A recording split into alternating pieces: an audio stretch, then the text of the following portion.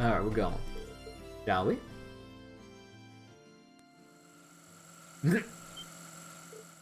Whoa! What was that? Sorry about that, guys! Hey, I recognize you two!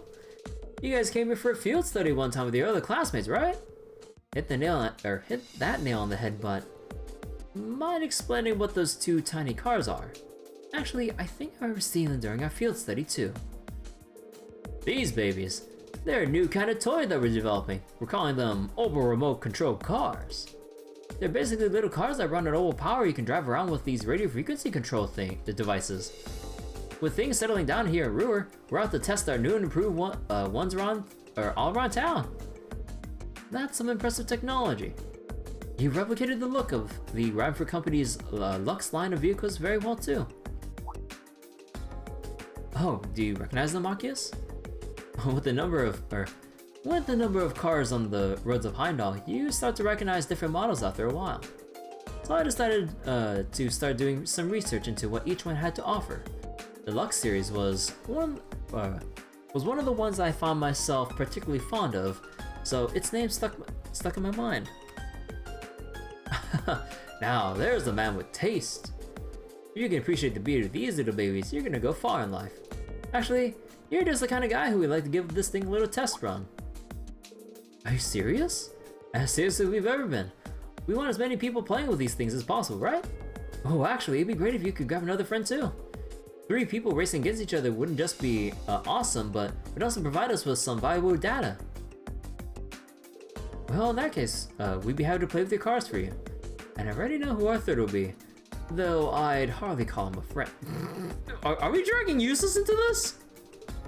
Wait, you're not thinking— oh, because he wants to race him one-on-one competitively?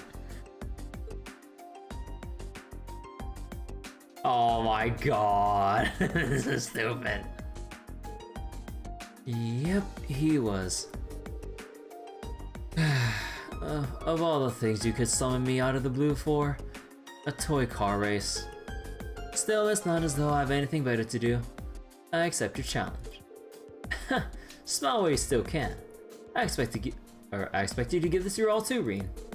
Okay, if you insist. Well, now that you know the controls, of course I'll take it from here, round the top of the— round the front of the RF building, and to the top of the steps over near F. Oh wait, is this an actual minigame? Holy shit. You're going to have to chase after your cars though, since the oval waves have a limited range. Well then, shall we get started? Take your positions. Ready, set, go! Their cars left the starting line, and the race to the century began. 3 of them chased fiercely after their cars, struggling to adjust to the unfamiliar controls. As they finally neared the finish line, Eustace and Marcus hit the competitive peak, each one desperate to claim victory. Get the hell out of my way! Huh, kneel before me, fool. Guys, calm down a bit, you're gonna— oh. What? Impossible! They crashed, didn't they? We have our winner! In first place, Reen Schwarzer. Seriously? It was a neck-and-neck race, but once they crashed their cars, Eustace and Marcus didn't stand a chance. Looks like I got a bit carried away at the wheel there, fellas. That was careless of me. This is completely ridiculous. But we got some fantastic data thanks to you 3. Well, to get this back to the lab and start brainstorming improvements right away. Great work, you guys. Thanks. Oh my god, of course they will fuck up, they will fuck up an RC race.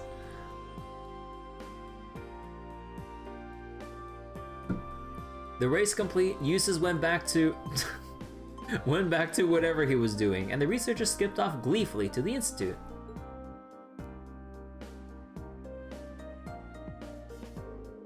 Didn't expect that would end up being such a big thing. I'm a little frustrated that I didn't manage to come in first. But the whole thing cheered you up. I'd say it was well worth doing. Thanks, Machias. That means a lot. Hey, no need to make a big deal out of it. On a more pragmatic note, I can't see something like toy cars becoming very successful during wartime. Just another reason for us to fight for peace, I suppose. Yeah, that's a fight I'm sure we'll win. Besides, if these things ever make it to the market, we can have another race.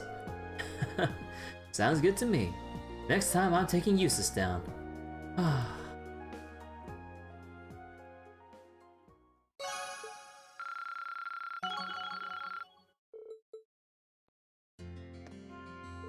Those remote control cars are fascinating little toys, aren't they? If they hit the market, I'll be the first in line, even if I had to sleep out in front of the store to do it. But on that day, I challenge you to another race, and I'll win. If you can. Alright. You know, that was a little neat. It's like a lot on the fun side. I'll give that a little question mark symbol on whether or not I want to go with that. Alright, next up, let's go see Elisa and Princess Alphen. Oh, that's the... Oh, I actually didn't realize it was labeled 1 and 2.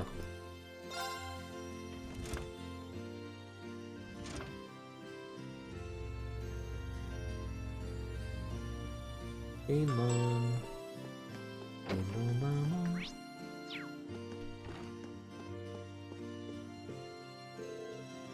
What are you up to, Elisa? I'm just checking out the rooms to make sure everything's in order. Sharon supposedly put everything back in order now that Director Robner's gone, but still. It can't hurt to double check, right? I hate it if he ran off with something valuable on his way out. Yeah, he seems like the kind of guy who develops sticky fingers. You want to head or anything? I'm fine, thanks. I've got a pretty good idea of where everything was, so it shouldn't be too much trouble. Mother's more than busy enough now, so I might as well just get it done. I feel like I should help her out anyway. Are you sure about doing this on your own? I mean, 2 people get the job done twice as fast, right? What are you planning, Schwarzer? Nothing at all, I swear. Just kidding. Of course I'll take you up on that. 2 of them made the way around the Reinford household, scouring each and every room for any signs of maleficence or missing property. Fortunately, thanks to Sharon organizing everything the night before, it didn't take them too long. Before they knew it, they only had one room remaining. The chairman's room. Oh, are we gonna find some family photos or some other thing? Well, I'm glad to see that at least the rooms aren't a complete mess like they were yesterday. Sharon's did a great job of cleaning everything up. It doesn't look like there's anything missing either. Oh, that's good news. As much as I feel bad criticizing Angelica's uncle, I know Ragnar must be an absolute slob. You think as a noble he'd at least pay a little more mind to cleanliness? I feel sorry for his housekeeping staff. It's probably more than being a noble. You thought you can get away with never having to clean anything. Originally, your mother seemed to have inflated his ego.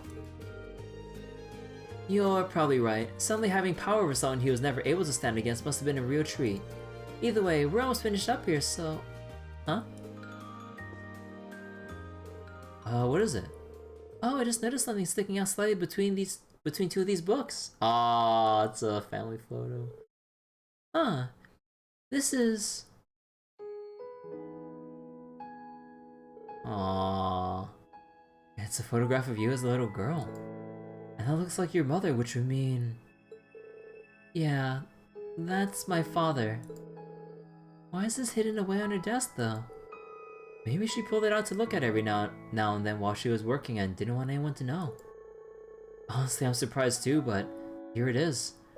I don't think there's any doubt that it's important to her. I guess you're right. Aww.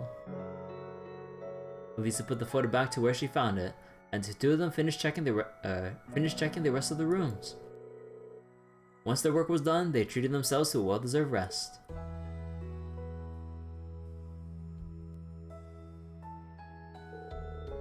That sure took a while, huh? I can only imagine how much of a task that would have been if you had to do it all by yourself. Truth be told, I would have given up partway in and just left the rest to Sharon. Wait, hold on.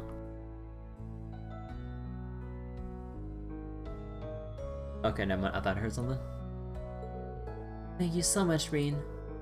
For what? Helping out? Well, sure, but finding that photo earlier might have just been a coincidence. And I thought I would have looked around in Mother's room if you hadn't been there. If I hadn't, I never would have discovered that, or realized that maybe somewhere deep down, she really does care. I think you would have, even if not today. You'd realize it eventually. She's your mother after all. The two of you will always have that connection as family, like it or not.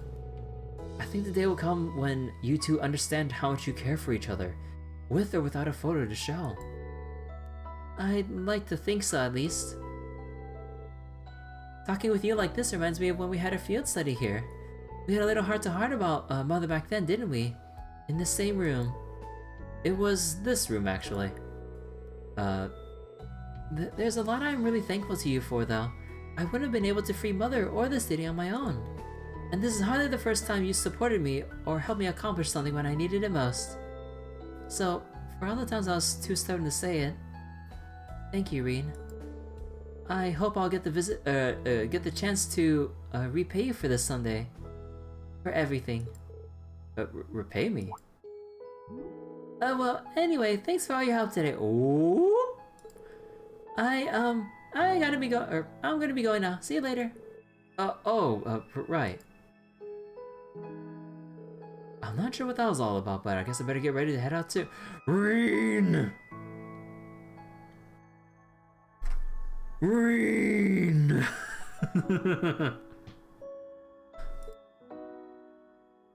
You fucking dumbass. It really is a competition between who's more dense between Reen and Lloyd. Oh my freaking god, man. But yeah, for sure, I'm gonna mark Elise as like one to commit with for the scenes for Roer.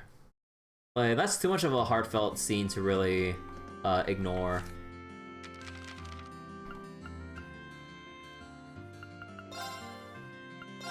Mother's love. While sorting Irina's studies, she found a photo of herself when she was younger. She realized her mother cares for her. Aww.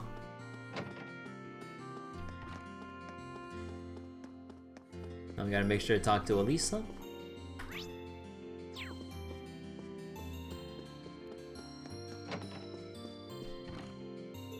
I can't believe I let the perfect opportunity slip through my fingers. I'm such a coward. Huh, did you say something? No, just thinking out loud. I still have stuff I need to organize, so mind leaving me alone for a bit? Sure, no problem. But by the way, thanks. I'll be back aboard the Courageous as soon as I'm done, so you can head back without me. Reen! God damn it, boy!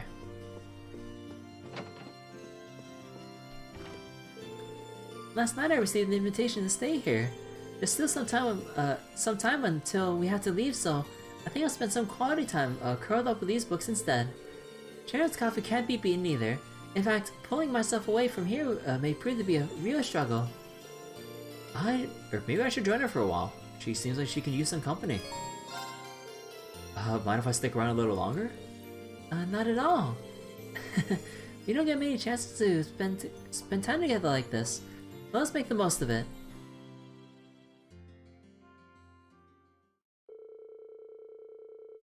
Reen could never say no to some of Sharon's coffee, and in fact, asked her to make another pot for them. With that, he and Princess Alvin spent some time perusing the countless books gathered in the library. This coffee really has a nice aroma to it. Doesn't it? Sitting back and enjoying a cup of Sharon's coffee, engrossed in a book. I think I've found the very definition of bliss. Well, I see where you're coming from. It never ceases to amaze me how many books there are in here, or even the variety of topics and genres represented. I guess Gwyn always had a pretty broad range of interests though, so it makes sense that his library would be as diverse. I swear to god, there has to be some lewd books like hidden about in this room. There's gotta be a secret shelf somewhere. Indeed, but now it makes it more difficult to decide which volume to read next. Although I must admit, I was a little disappointed to find one particular genre unrepresented here. No, No. Princess Alphen? Oh, which one? No! No! She's been corrupted! No! God damn it! Dorothy! Her influence is corrupting the youth of Erebonia. The titillating tales loved by fair ladies all across the Empire. Stories about the lives and loves of handsome gentlemen. Books that warm the hearts of all who thrill to their prose. Those books. I remember you saying those are pretty popular at St. Australia too, right? The Courageous was lacking in that genre too until Dorothy seeded it with some volumes for her own collection. So, does Elise, you know, have any interest in those kind of books? It's so much more magical to just leave the truth of things to your imagination. We're talking about a realm created by and for pure-hearted maidens, after all. It's not a place where gentlemen should tread lightly. Oh my god! Cease!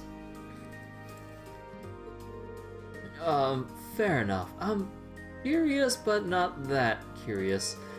Try to at least regulate your corrupting influence, though. That'd be great.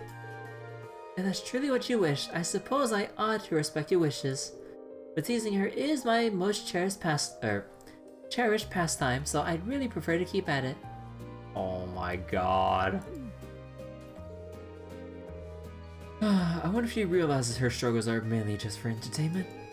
Still, teasing or not, I'm glad Elise has at least one close friend she can depend on. Oh, speaking of entertaining pastimes, I actually learned a delightful little card game called Blade from Sharon yesterday. Perhaps we could play a few rounds together. Oh, that sounds fun. I accept your challenge. Oh, please tell me. Come on. Come on. Ring got the cards and began what seemed like it would be a few quick, friendly games of Blade. As they played, things expectedly ended up getting fairly heated, with each of them determined to come out on top while holding nothing back. In the end, they spent time playing together, or the time they spent playing together was as enjoyable as the time they spent reading. Well, come on, let me play! This really is an amusing little game. It's nice that even an inexperienced player like me doesn't start at too great of a disadvantage.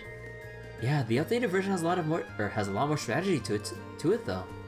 But you know, I have a lot of fond memories of this version of the game. I almost can't help but like it. In fact, Crow was the one who gave me my very first deck of Blade cards. Oh, really? It was sad to see the two of you fighting each other, especially after all you've been through together. What is it that forced the two of you to fight like this?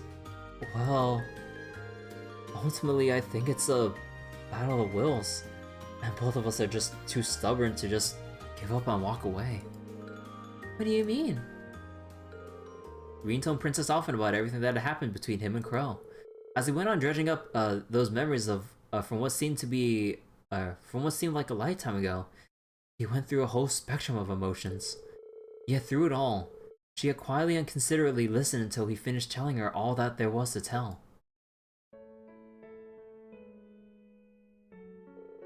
You could think of it as a high-stakes game of Blade. Crow on one side, me on the other. Neither of us are willing to compromise on the things that make us who we are. Our beliefs, our pasts, our friends. And without compromise, all that's left to us is to meet each other head on and see who comes out on top. I just hope that while we're doing that, we'll discover where life will lead us and what to do with ourselves after this is over. Boys will be boys, I suppose. But hearing you describe it, I almost envy Crow's position. Oh, why's that? Oh, I just meant Elise would probably think that if she were here now, envying Crow, I mean. After all, it's almost like fate is pushing you and Crow together. Oh my god, no! No! Stop! It fills my imaginations with, thoughts. Just a word to the wise, guys aren't too hot about being paired up with their male friends when they don't lean that way. Well, like it or not, I consider myself, so I'm fully invested in this little battle of wills now. So I intend to stay with you and see how it all pans out. You're more than welcome to come along for the ride, Your Highness, wherever it may take us. God fucking damn it!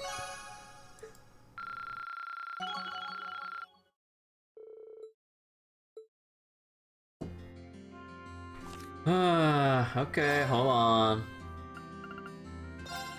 No! No. Boys are beautiful. She appears to be quite knowledgeable on a certain genre that's popular over at St. Estrella Girls' School. Oh no.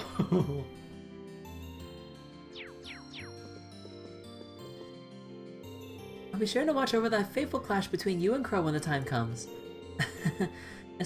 Especially since it's sure to lead to some juicy developments for us ladies. Oh my god. Okay, I'm probably gonna give like a little star for Princess Othman because that, you know, the whole little like Reen talking about Crow and stuff. Yeah, I'd say that warrants like committing a point for. Well, most likely. Still subject to change. Also that popping, oh god. Oh my god. Oh, it's because it's like loading the shadows if you were to look at it from this room? Or, wait, no? Am I dumb? Well, either way though. So now we got Gaius.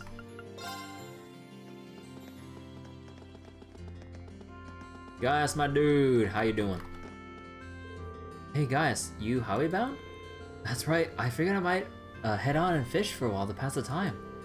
One of Wynn's favorite fishing holes is supposed to be out there, so I thought I'd give it a try for myself. Oh yeah, I know that one. That's not far from where our boat first landed. Just be careful though. The monsters have gotten a lot tougher than they were, when Gwyn used to fish out there. Oh, I will. Don't worry about me. In fact, you shouldn't be worried about anything at all. Take some time to distress yourself while you've got it. Everyone has times when they just need to open a window and let some fresh air into their lives. I'll give that a try, thanks. Maybe fishing with Gaius would let me open that window he mentioned. Well, how about we fish together? If it's a good enough day for you to unwind, it's good enough for me. That's what I like to hear.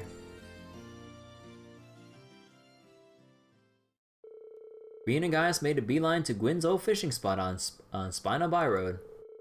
Once they made it there, the two got right to fishing.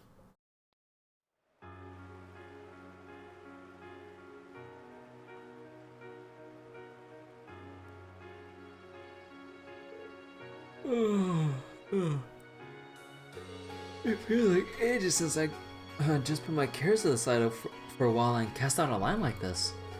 Yeah, ever since the war started, we've had no shortage of things to be worried about. It's probably healthy for us to take the opportunity to unwind every now and then. Yeah, even now, I'm feeling all the built-up tension just kind of soften and melt away. Did you fish much back at home? I got in some good old rod and reel time, sure. Hardly as much as Gwyn though. He used to take me out on his boat to fish, especially when he could tell I was feeling down about something. Huh, really? You always seem so composed. I guess I just assumed that nothing ever really got to you like that. Man, that's embarrassing to admit. We've all got our worries. Don't fret about it. Sure, I feel down sometimes, but it always passes in time. Back home, I was always surrounded by people who cared about me. Mom, Dad, my siblings, neighbors in the settlement. Whenever I started to feel down, they were there to cheer me up. I always tried to do what I could to be there for them in the same way. That sounds like a good life. And that's how you became the dependable guys that we all look up to. Well, I don't know if I go that far. Still, I'd like to think that if there's anything you ever need, you'll be able to rely on me. This class would never come as far as we have if we hadn't supported each other along the way. You're right about that. I'll make sure to keep it in mind. Ah. Ah. Monsters! Damn, we might have noticed them earlier if we'd been paying more attention. This reminds me of back when I rescued Lieutenant General Vander a year ago. But at least for that time I had a horse. Well, this time you got me. True, together we can take them. Drawing their weapons, Reen and guys fought valiantly against the horde of monsters, and despite being vastly outnumbered, they triumphed by making the most of each other's strengths in combat. Well, I'd say we managed to beat the odds, wouldn't you? See, you are dependable, just like I said. Huh, it takes two to cover each other's backs. And whenever you need me, I'll have yours. Likewise. Just two bros out fishing, having each other's backs, fending off the monstrous hordes, while they're just having some heart-to-heart talk. Well, not heart-to-heart, but just some nice talk with each other. The battle won, they made their way back to Roer. Overall, meh. I feel like I've said meh to pretty much like most of Gaius's like bond scenes in like Cold Steel in general, because like for the most part, like he's always like he's pretty much already had his like personal issues and like conflicts all sorted out internally. It's just like cause like he's already like learned from it like in prior experiences and like the events from Cold Steel 1, and since we're already done with like the North Highland stuff in 2 now at this point. Even then, like, yeah, he's just always been like that calm, composed person that kind of like gives out some advice, or it's like, man, it's like, come on, you don't need to worry about everything, or like deal with things as it comes, or you know, that kind of a mindset. So while it makes sense for Gaius' character writing wise, it's not really the most interesting to read, honestly, because we want to see like more people like talk about their problems, concerns, feelings, potential confessions, or other comical scenes here, like, you know, Machias and use. Hold on a second. Excuse me. Or, you know, funny stuff like with Machias and Eustace always butting heads with each other. But with Gaius, as chill and laid back as it is, it doesn't really make for the most interesting of Bond scenes to read compared to everyone else. As much as I do like Gaius, because, you know, he's a very down-to-earth, like, composed person compared to, like, everyone else in Class 7 and stuff. Monster intrusion aside, fishing with you was a lot of fun. We should go again sometime. But yeah, it's like nothing super. It's like nothing super meaningful. That's like the point I'm getting at. Like, it's like a neat little slice of life deal, but it's not really one worth remembering, sadly. So yeah, I just kind of feel bad for whenever we like look at Gaius's like scenes and stuff. Like during the times back in like Thor's where he's more like unsure or unfamiliar about Erebonia, and like just like coming to accept like Erebonia as a second home as he grows closer to Class 7 and understands more about Erebonian culture. Like that stuff, okay, yeah, that is more interesting. But now that he's already, you know, like decided on that, and you know, we're kind of like, well, past that point of him getting to care about Erebonia as he does care about it now, then it's kind of like writing wise, it's like, what's left, like in terms of Bond scenes? Because like I feel like at that point I'd rather get like a Bond scene with like Sharon instead of Gaius at this point. Because we know that Sharon's, like, obviously bottling a lot of stuff up, especially, like, when we went to talk with Sharon in that one room in Elisa's home floor. Like, when Sharon noticed or was talking about how down that Reen was, like, you know, it's not like I would comfort you, but then it's not in my right to do it given my past being an enforcer Ouroboros and all that, given how much she's probably slaughtered by the hundreds, I would assume. So, and also whatever other like reprehensible stuff that she's done, I assume, you know, obviously given her skill set, assassinations, poisonings, just brutal slaughters and torturing of individuals or multiple people. Because, like, you know, when you have someone named the Severing Chains with, like, her kind of weaponry and chaining people up and just, like, tying them up and all that shit. Yeah. Oh, that reminds me. If before she was a maid, what was her outfit in Ouroboros before becoming Irina's maid? Ooh. I'm getting a spicy image in my head right now. Because, like, you know, it's probably one of those, like, I would guess, like, those, like, skin-tight suits or outfits or something for infiltration purposes and, well, infiltration purposes, quote-unquote, but I can only assume that. But yeah, where else do we go? Oh yeah, the diner. So yeah, actually, oh man, that'd be like... Oh no, that has to be an outfit for either, like, near the end of Cold Steel 2 or maybe some point in 3 when, like, shit really hits the fan and Sharon's really gotta... Or, like, maybe, like, things get to a boiling point between Sharon's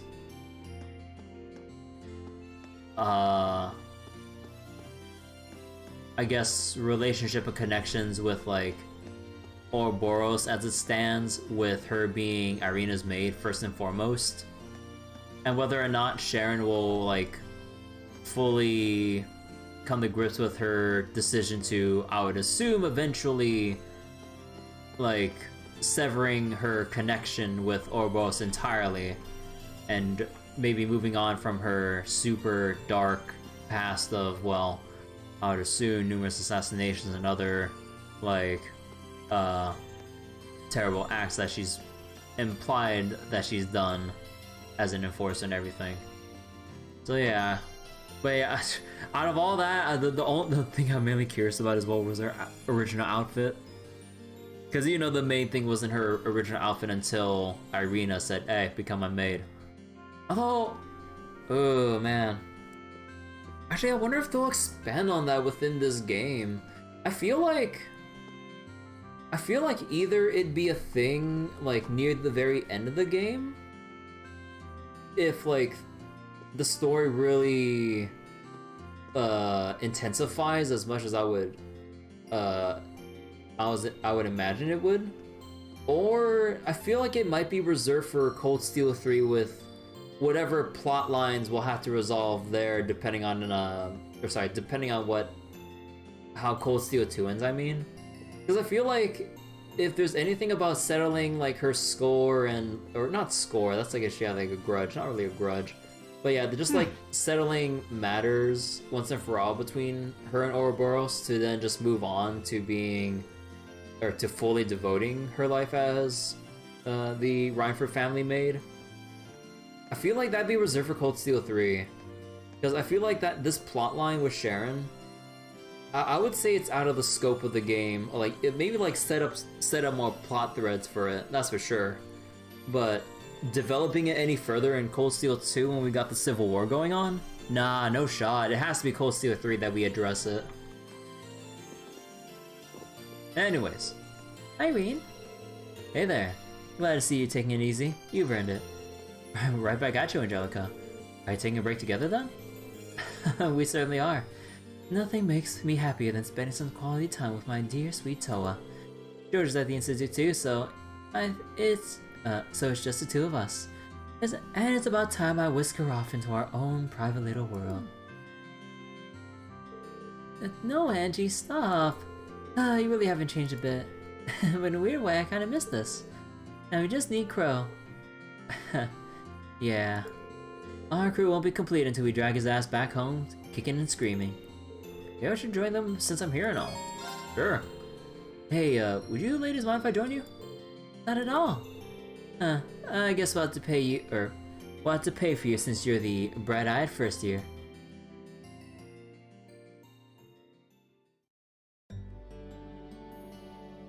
Of course I can't sit next to Toa, god damn it. Ah, this really is relaxing. The tea here is nice for a working class diner, isn't it? I've always been fond of this place. Always used to sneak out of the mansion for some booze. I mean, to relax like a sweet, innocent young maiden.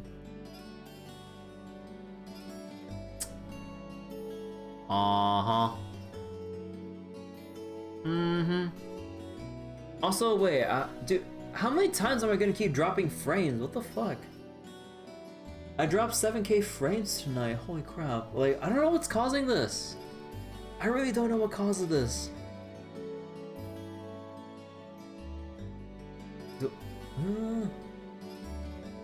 Yeah, I don't know. My internet does weird things. Angie, you aren't supposed to be drinking alcohol. Forgive me, my dear. Still, it feels like it's been ages since we were last able to sit down and talk like this. Suddenly thinks my father paid off. It really has been too long. Yeah, it has. Hold on. Your hair's looking a little disheveled, Toa. What? Is it? Well, it makes sense that it might, I guess. Ever since I started wearing the captain's hat, I haven't been paying much attention. Oh, that wouldn't do it all. Your hair's so long and beautiful, you need to take better care of it. I know, why don't I comb it for you? Oh, would you mind? It's been so long since you last did it, I kinda miss it. They're so close, it's adorable.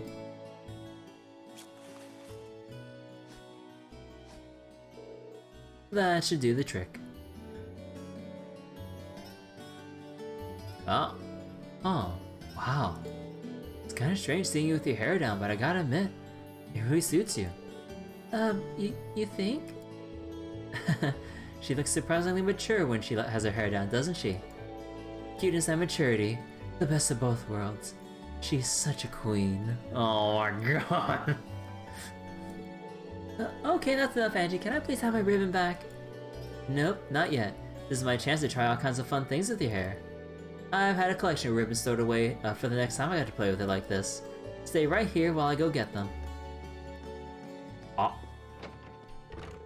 Hold on a minute. Too late. She is unbelievable. I don't know, Toa. There's no harm in spending some time like this together once in a while. When you think about it, there are kinds of, or these are the kinds of peaceful moments we've been fighting to return to. That's true enough. Excuse me.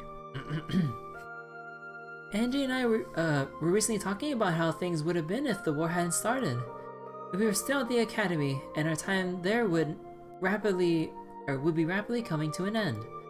We're second years, so this is the time to be, this is the time we really need to be thinking about what to do after graduation. Oh yeah. Have you been able to give that any thought? Yeah, I'm okay. I'm fortunate to have received offers from all kinds of organizations and ministries.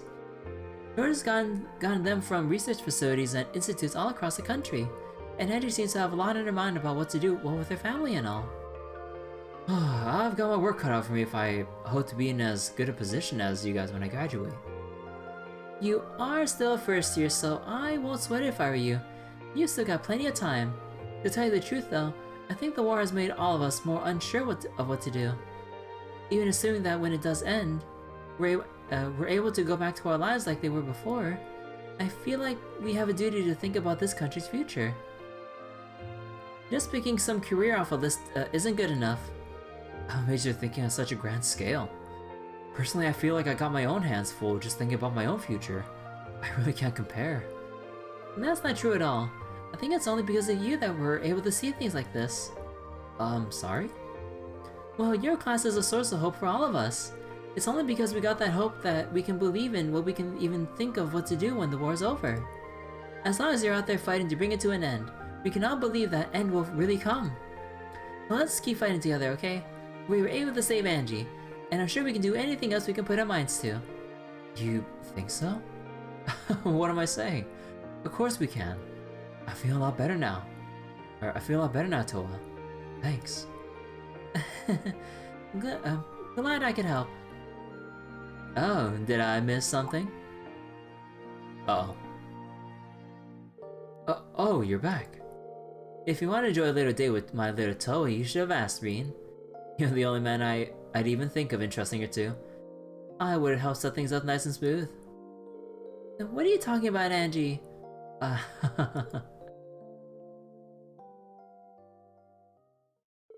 Angelica made her way over to the table and went right to work on making an obscene number of cute ribbons, or trying an obscene number of cute ribbons on Toa. Reen casually sat back and enjoyed his cup of tea, every once in a while cracking a warm smile that increasingly flustered Toa. Man, what do you mean we couldn't see different hairstyles? Level 4. Oh, we don't even see the benefits. If it weren't for Class 7, we wouldn't even be thinking about graduation right now, let alone what to do after it. So let's keep fighting. If we were able to save Angie, I'm sure we'll be able to do anything else we put our minds to. Not only did you schedule a romantic rendezvous with my little lovely Toa, you did so right in front of me. That takes some guts. I figured I was in... Oh my god. I figured I was the apex predator in the courting kingdom, but maybe I better watch out for you.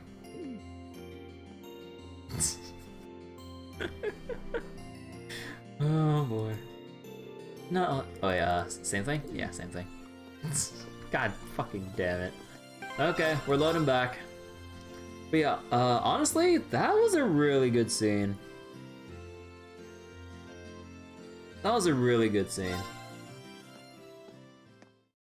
Talking about the future of, like, everyone as a whole and, like, what to do going forward. Also, Angelica being as playful as she always is. So, next up would be... Laura. Or, I don't know, we forgot to go Jackasses. Yeah, Sarah. And then Laura.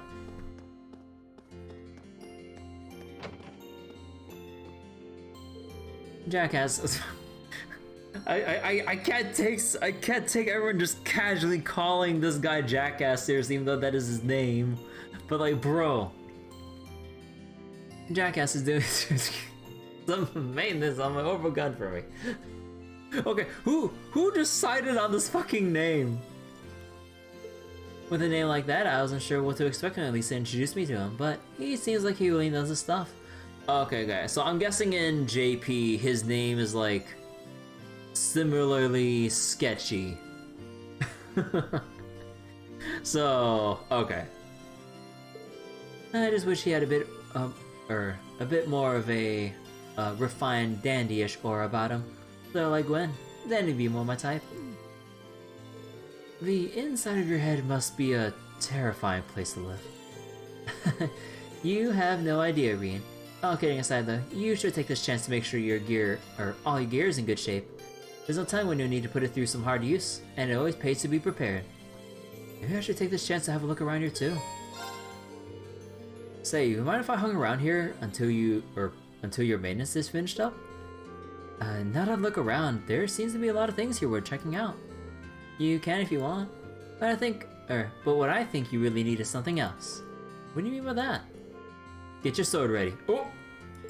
As soon as he's finished my gun, there's somewhere I want to take you. Oh. Oh. As it turned out, that somewhere ended up being the Nortia Highway. Oh boy. Alrighty, I don't think anyone's gonna come barging in and disturbing us all the way out here. Yeah, I doubt it. But why'd you bring me here in the first place? You told me not to forget my sword, so I'm guessing it's not a date. Well, a date between swordsmen? Oh, Pshaw, you've never been on a Sarah date. At least take me out to dinner first. Anyway, I hope you're ready to get all hot and heavy with me as we pour ourselves into a no-holds-barred combat training. Are you kidding me?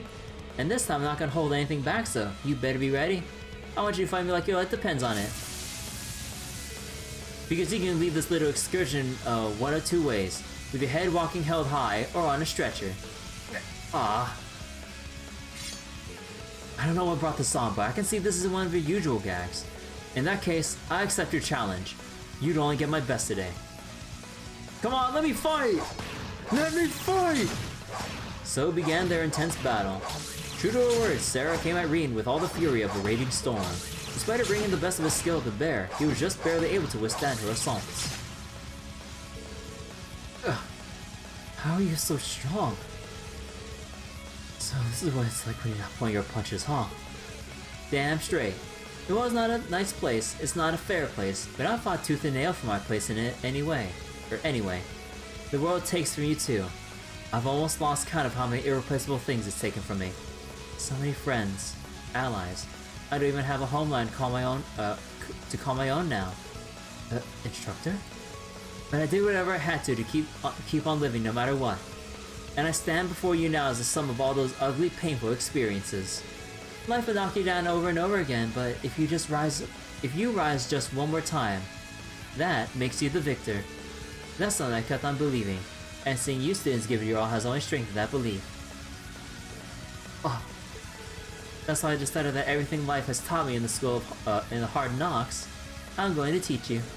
Not through words or lessons or fancy platitudes, but through battle. Come on, Reen. I'm ready to learn. Come on, Reen, spirit unification time, let's go!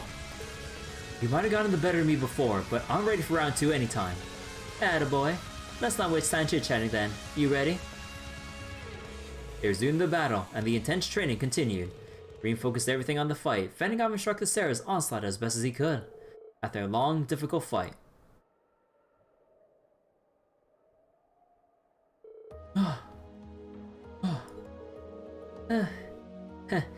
Looks like neither of us has the energy to go another round. I guess we'll have to call this one a draw, but at the very least I say we got in some good training. Well fought, Reen. It's kinda scary how strong you are though. It was all I could do to keep you at bay. I couldn't even get a proper hit on you in the end. You could have though. All you would have had to do is fire off that power of yours. And you should have, since, you know, I specifically told you to fight like your life depended on it. Oh, but... and just messing with you. That consideration you always show for others is part of what makes you strong. I know you're always beating yourself over what happened yesterday, and that's totally understandable. But at the end of the day, you gotta get past it and move on. No one can do that for you. But you will though. I have no doubt about that, so... just keep your chin up and your gaze forward, I guess. Thanks, Instructor. I'll try at least. A lot of people are counting on me. I don't want to let them down.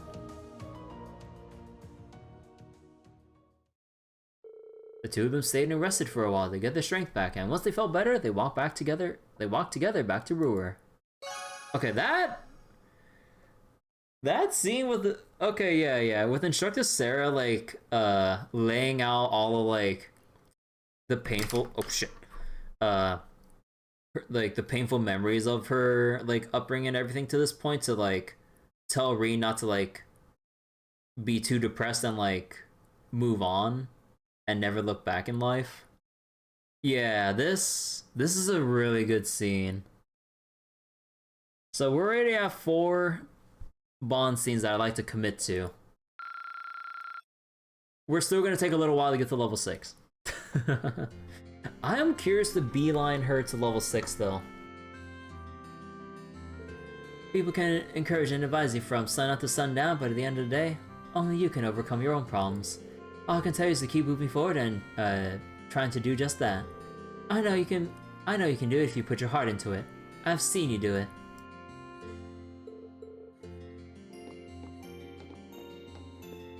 Alright then. Oh. Laura, what's up?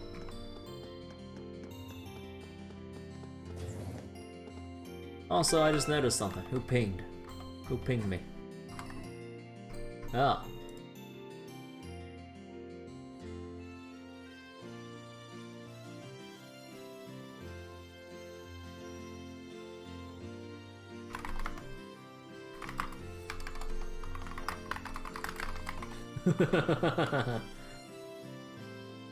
Oh my god. A friend of mine just sent me this funny picture of FF14. I should really get back to... Oh my god, there's like so many things I want to make time for off stream. But like... Oh my god. Wait, oh, speaking of making time for... I forgot to make time for fucking Guild Wars. Oh shit. Because it is Guild Wars right now in Grand Blue. Although it is interludes right now, so it's just like extra farming prep for the real days to come and stuff. I might as well just have my phone on the side and slowly farm it out while we're reading out bond scenes here. This is my first time seeing Roer. I must admit, I'm very impressed. My expectations were high given the Rifle Company's presence here, but I can safely say they have been shattered. I think the single shop alone has more types of orbital goods than the entirety of Legram. I feel kind of like a child in a candy store, to be honest. There's so much I want to look at while I'm here. I could go for some window shopping. Ooh? Mind if we look around together? Nothing like shelves full of stuff to take your mind off things. By all means. Let's see what this place has to offer.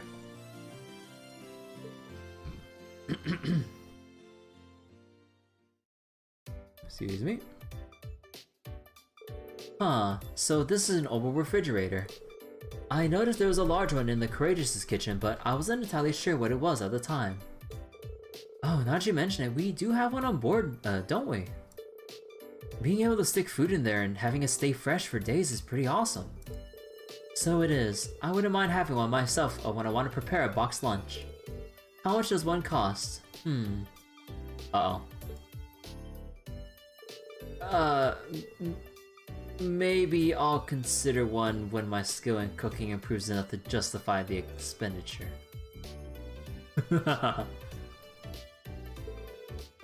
Let's go look at something else. Oh, right. She actually seems pretty disappointed she can't get one. Oh. Oh. Huh, what's this? The design is rather avant-garde. It says here that it's called an orbital vacuum cleaner. You press a button and it'll suck up dust and crumbs. So it's like the orbital version of a broom, I guess.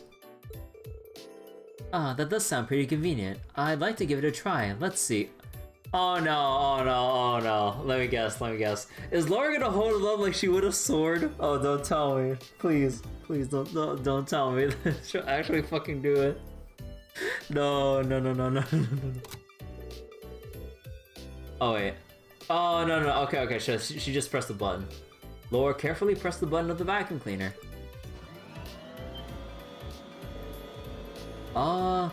I don't think you're supposed to just turn on appliances in the store like that. Sorry, I guess the curiosity got the better of me. I suppose I should turn it off then. Is this the button you press to do that? Oh no, she doesn't know how technology works. Why is it vibrating even louder and more forcefully? Oh no! Excuse me, miss. Oh no. The only thing she knows is the sword. Well, he certainly seemed none too pleased with us. I'm sorry, Reen. Don't worry about it. It's not often I get to see you, get into trouble like that. I guess technology isn't your forte, huh? Apparently not. I have an interest in it, but very little experience actually using it. I think I'd be able to use all the appliances here if I just had a chance to learn though, just like I did with the Commodore. Oh my gosh, she truly is a warrior at heart. By the way, what are these? Oh, they're, orbital washing machines. By the look of it, you put your clothes in there and it'll wash them for you. At least I had a few in her house from what I remember. Wow, that sure sounds convenient. Huh, fascinating. I wonder how it works. Let me- Laura! Not again. Well, my apologies. So, which one of these buttons turns it off? This one? No, maybe this one. Oh my god. Jesus Christ! How'd you break it? Laura! How'd you break it? Oh my god. Don't tell me you haven't done what I think you've done. I'm afraid it appears I've broken it. Excuse me, miss. Fortunately for Laura and Reen, the damage was much less than it looked, and they were able to repair the washing machine. The employee was understandably furious, but thanks to their connection with Elisa, he was kind enough to overlook what happened. Laura? I can't believe I made such a blunder not once, but twice. Well, at least they were able to fix it, right? All's well that ends well, I guess. Still, it really does feel like you were, born into the way of the sword. You don't need to make my lack of domestic skills sound like some kind of winning quality. She's blushing.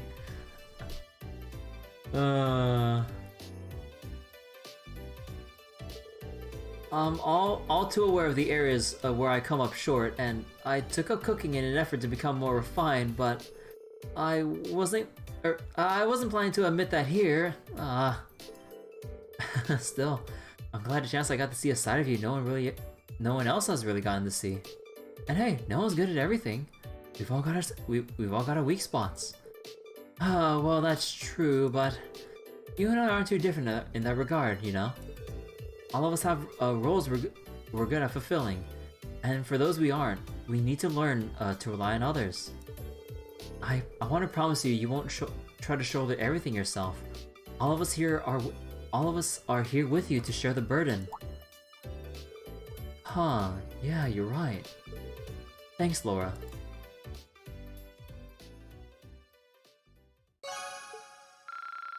Okay, that was a funny scene. God fucking damn it. I'm so glad you joined me. It was a lot of fun looking around together. Even if ornaments do continue to vex and baffle me. If they can prove useful in my lunchbox making exploits, however, I won't be able to shy away forever.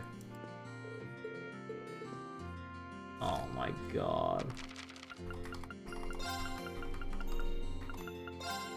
Weakness. She isn't very used to working with machines and has a habit of pressing the wrong buttons and breaking things. No.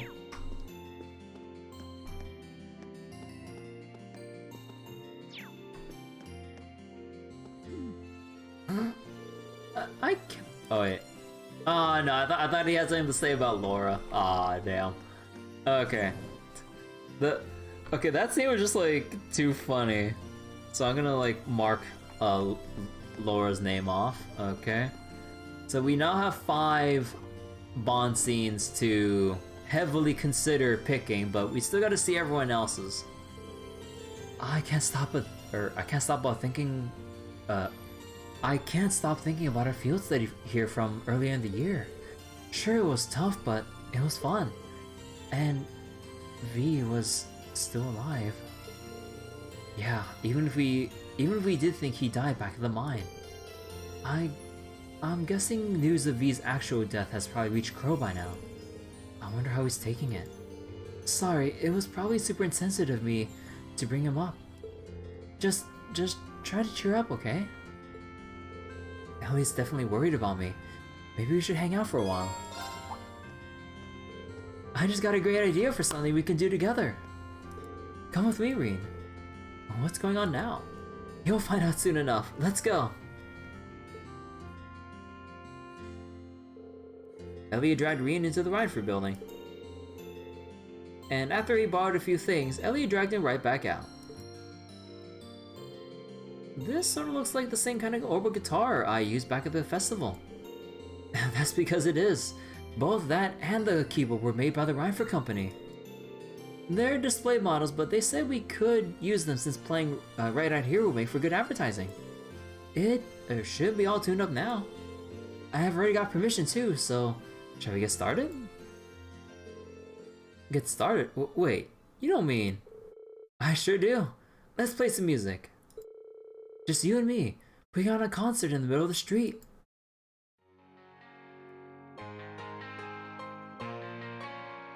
Oh my god, gotta love the animations not matching.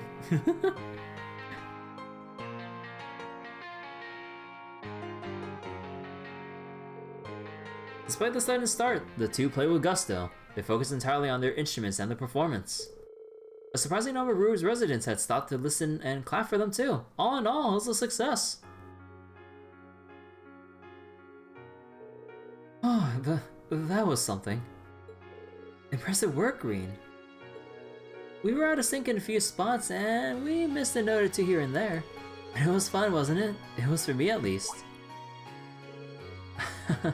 Yes, it was fun. And it just goes to show that music doesn't stop at giving strength to the listeners. The performers get some too, I guess. I was every bit as happy as I was every bit as happy there as I was when we performed at the festival. I'm a little biased, but I'd say playing yourself is even more fun than listening, to be honest. That's probably one of the reasons I can't seem to give music up. Thanks for inviting me to listen to you, Elliot. This definitely helped cheer me up. You're very welcome. We'll have to do this again sometime if we can. With some time to practice, hopefully. Not just us either. The whole class, just like back at the festival. That sounds great. I hope we get another chance to do something like that.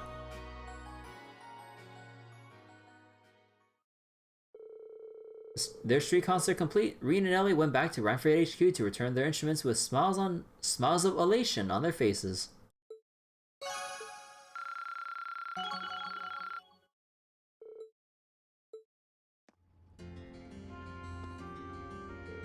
Man, that was so much fun. Performing outdoors like that felt great. We got to do some big outdoor concert with the others someday, and may actually practice for that one. Alright, so I would put that in the question mark category. It was a nice wholesome scene with Elliot. But, I mean, the big thing that I'm looking for with everyone's scenes, again, is like big emotional pulls or something incredibly funny. But it's... I mean, for the most part, like, we've kind of already resolved, like, a lot of, like, troubles, like, looming over Elliot's head, like, because, you know, in Cold Steel 1, it was all about, like, Elliot with him and his dad about, like, Elliot not wanting to go into the military and lead the musician's life, Elliot's dad, being very stern about, like, going to a military academy and being a military man, and then choosing Thor's as a compromise, and then, you know, everything leading up to now, and, you know, him and his dad making up, Fiona's back and safe within the Twin Dragons Bridge. So there's not much else really for like an extra bond scene. Although there's nothing wrong with just like a fun little thing between, you know, Reen and whoever else he picks for like a slice of lifey kind of a scene. You know, there's nothing wrong with that. But obviously with points as scarce as they are, I need them to sell me on like why I should commit with them, you know. Okay, let's go with... Actually, hold on. Let's go with Milliam after I go on a quick little restroom break. Just so I can stretch my legs, and yeah, I just really need to go because you know how I've been talking about that ginger tea and like also this cup of water I've been drinking for a while? Yeah, it goes right through you. So give me one moment. I'll be back in just a moment. Won't take too long, so I won't really like. It won't really be. Okay. Won't be too long. Bye bye.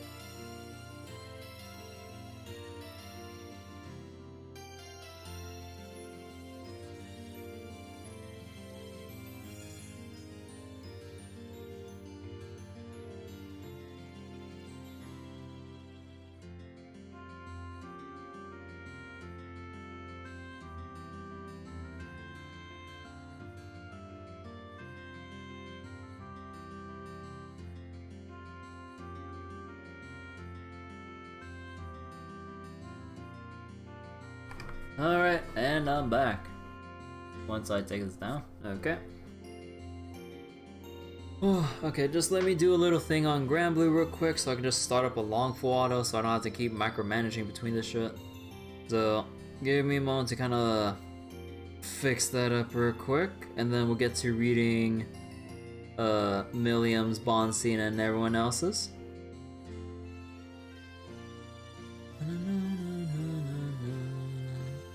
You know, I need to get around to copying the music files from the Cold Steel.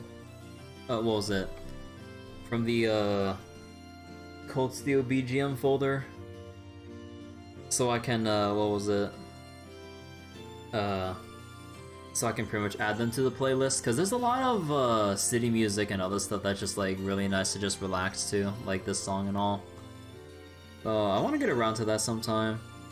The painful thing is that with how the songs are laid out file-wise, they're all named with like very basic formats like ED and then numbers, and then so I had to like painstakingly look through each one and compare them on the Falcon Music Channel playlist per game so that I could tell like which file relates to which song and like give the proper like name and credits and all that shit. I'm like, bro, this is so fucking annoying. Oh boy. But yeah, I need to get around to that for, well, pretty much like the rest of the what was it? Trials games, but it's such a very long, it's a very like big task to tackle to like name all the files and stuff. Although I'm sure I could just, well, download the music online and they'd be pre-named and everything. But I mean, I have the game files literally right here. So unless I have like nothing better to do with my time, yeah. But yeah, I should get around to like getting more of the, at least more of the iconic songs per game into my playlist at least. But anyways, let me just set this thing up for Grand Blue, and I should be setting it up now. Then I won't have to look back at my phone for the next 30 minutes. Then we can proceed uninterrupted. So again, I'm still trying to stop for time because like with this thing in Grand Blue I'm trying to set up, I have to like set up the first turn, which takes like honestly half a minute, but still takes a little bit to wait out some animations. And okay, I'm ready to go. There we go. Okay, time to put my phone away and not look at it. And make sure I set the display inactivity time to 30 minutes because apparently if you... Oops. Apparently, if you leave the phone inactivity time for like 10 minutes or anything less and you do Grand Blue or Gacha stuff that takes like longer than that and you leave it on full auto, right? The phone display still turns off despite there being activity on the screen. If it's not like activity of like a finger press, it goes off. So you can't like, even if you're watching a, or I don't know, it's weird. Cause like, I've had live streams I was watching on for more than like 10 minutes, 30 minutes, and it never turned the screen off. Or I guess like maybe there's some code within like the YouTube or Twitch app that prevents that. But I don't know, some things I've listened to or watched, like, or was playing on my phone, it would just go off, like, or it would turn the screen off for inactivity when I was clearly like reading something and like there's stuff going on in the background of what I was like playing or looking at that would make me assume that it stayed in active status. So apparently not. I'm like, oh, stuff's weird. Cause yeah, you know, the embarrassing thing that happened when I was playing Grand Blue, I had a raid time out on me because I thought the raid was going to be finished within roughly like 30-40 minutes when I just like left it on for full auto and then I was just doing some chores. And then because I forgot about it, I came back like 2 hours later, I failed it. I'm like, how? And then I noticed the boss's HP bar did not move like to past a certain percentage because the fight went on for 30 minutes, which was my phone's inactivity time, and then just closed. And my phone doesn't have an option for anything past 30 minutes. I'm like, are you kidding me? I know I can maybe like, I don't know, maybe root my phone and maybe like add some extra option settings or some shit. I'm sure there's a thing for that, but I don't want to do that. Mostly because I don't really have much reason to. Either way though, all that aside, I guess the Eisengraph's pretty much stuck in Roer Station for the time being. Well, better than stuck under the Alliance control, right? Now that I think about it, I never went and got what I left in there a while ago. Maybe I should grab it before it starts running again. Maybe I should tag along. It'd be kind of cool to look around inside too. Mind if I join you, Emilio? We didn't exactly get to look around last time we were in there, and to be honest, I kind of like to. Oh, I'm not stopping you. In the words of Fee, let's roll!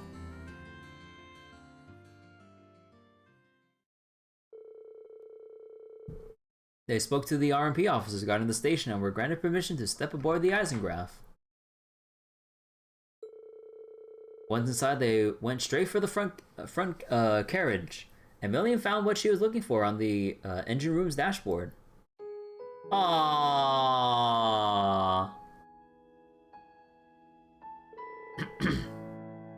Oh, that's adorable. Oh, it's a stuffed bear. A pretty big one too. He's awesome, isn't he? Grandma bought him for me for a while back as a reward for completing a mission. He did? I'm having a hard time imagining Chancellor Osborne buying something so cute as a present. Yeah. Okay, hold on. My throat is not cooperating with me. I'm sorry.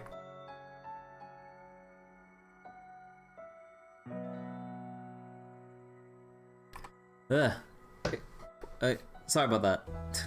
But again, like, as I keep talking on and on during all these reading sessions with Trails, like, my throat gets more irritating to read aloud with for extended periods of time. Especially at nighttime. And I'm all out of hot drinks, so there's that too. Guess he didn't seem like the type, huh? He probably bought it for me on a whim. Oh, I wasn't trying to suggest he was a cold-hearted person or anything, and it's not like we only have that impression of him from the previous games. Hey, while we're here, you want to go do some exploring?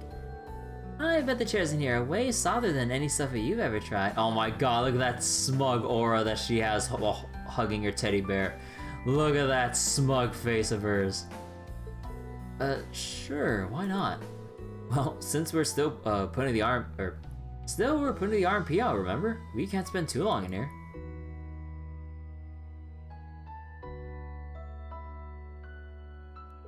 Man, you weren't kidding. These really are comfy. It was a gift from the Emperor, though. No wonder that it'd be so ritzy. I know, right? I'm jealous of how much he got to use it too. He got to live it up on his way to the conference in Crossbell. Oh yeah, Prince Oliver and Toa were on board for that trip too.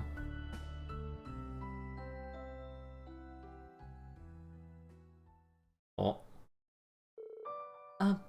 What's up? Nothing.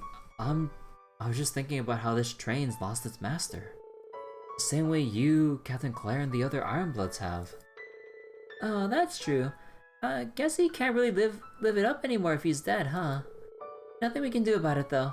Crow outsmarted him, and that's that. Still can't believe he actually managed to kill him. I wasn't expecting you to be able to talk about him so, impartially. I mean, if you're upset about it, there's no need to force yourself to not to let it show, you know? Oh, why would I be? When Dad was shot by that Jaeger, I was beside myself with worry and anger. And the Chancellor was like a father to all of you, wasn't he? So I'm just saying, there's no need to force yourself to seem happy. If you need a shoulder to cry on, Sorry. Oh. Sorry, I really don't know what you mean. Oh. What's it even like to cry anyway? Oh.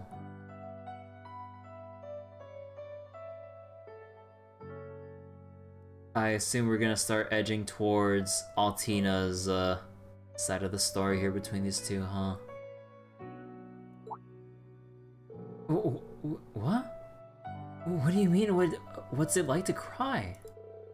Surely you've done it before. Everyone has. I'm asking because I seriously don't know. Dude, well, why couldn't we have Milliam locked into our party for like a bit longer to have like a main story cutscene regarding this? Oh, why is this relegated to a Bond scene? Because like the time we had Milliam locked in our party, she was barely there for any reason. Or she was like there for barely any reason, I mean. Because it was all just like, okay, go to Major Nightheart, clear a monster, and then she's out of the party for the Roer rescue op. Like, hello? Bro. Wait, you're serious? You've never cried? Not once. I guess not. I felt moved when reading books and felt kind of lonely when someone wasn't there anymore. Being so upset about something that tears come out of your eyes just seemed kind of alien to me. Wow. She's never cried. Never? She's younger than the rest of us, but by her age, most people have done it more than they can count. Huh. What'd you go all quiet for? Are you still down about the stuff with V? Cheer up, okay? It's no fun if you're all gloomy like this. No, it's okay. I was just having a hard time processing what you were saying. I just want you to remember one thing. To all of us in Class 7, you're both a classmate and a friend. If anything were to ever happen to you, all of us would be incredibly upset. Enough to cry a lot. Just remember that. Okay. I still don't know what you're trying to say, but I'll keep that in mind. I really like all you guys too. And come on, with how reckless you are, you're gonna run into trouble way before I do. Fair point. I'll be careful. Bro, oh my god. After they finished talking, the two left the Eisengraph, stuff bare in hand. Bro, I was not ready for that. What the fuck? You can't just like bring that down on me like that. Oh my god, that's so adorable.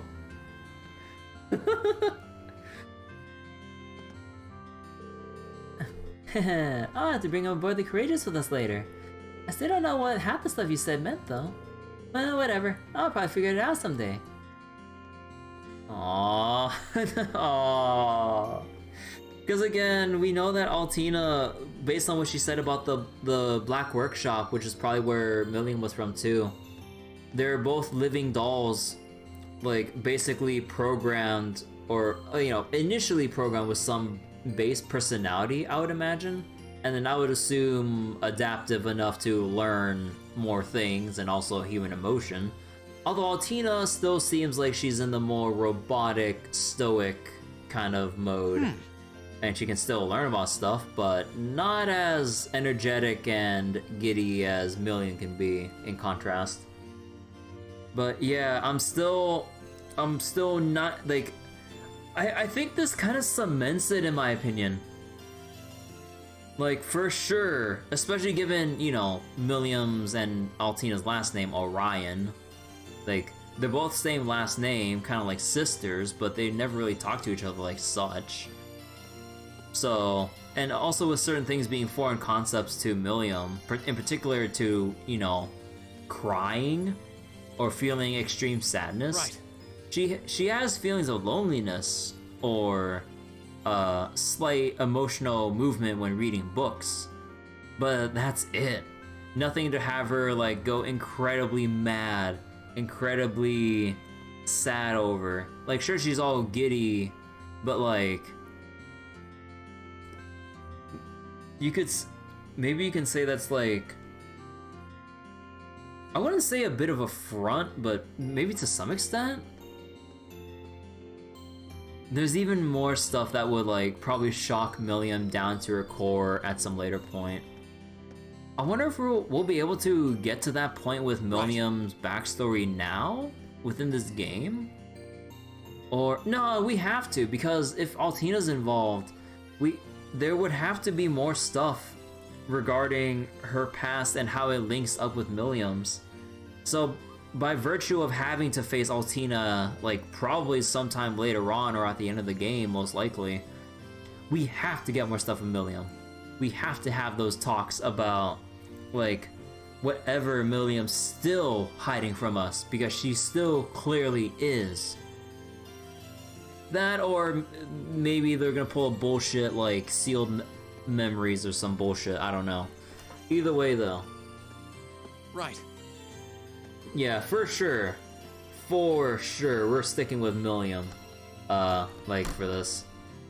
As with everyone else's, well, still gotta see what Emma, Eustace, and Fee have to say. Oh wait.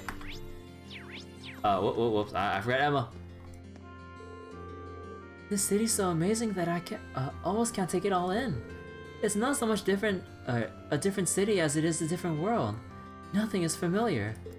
I know a lot of our classmates feel this way, but I grew up in such a rural area I can hardly believe what I'm looking at. Yeah, I felt the same way the first time I was here. It's a far cry from Ymir, that's for sure. Still, while you're here, why not walk around and take in the sights? It's a bit intimidating, but there's a lot to see. That sounds like a fun idea. And Reen, I know it's hard, but I hope things get better for you soon. Thanks, Emma. I hope so too. Maybe she'd appreciate a guide. Roer is a big place and all. How about I give you a guided tour of the place? I've been here before, so I should be able to give you a decent one. At least. Not at least a grade, but still.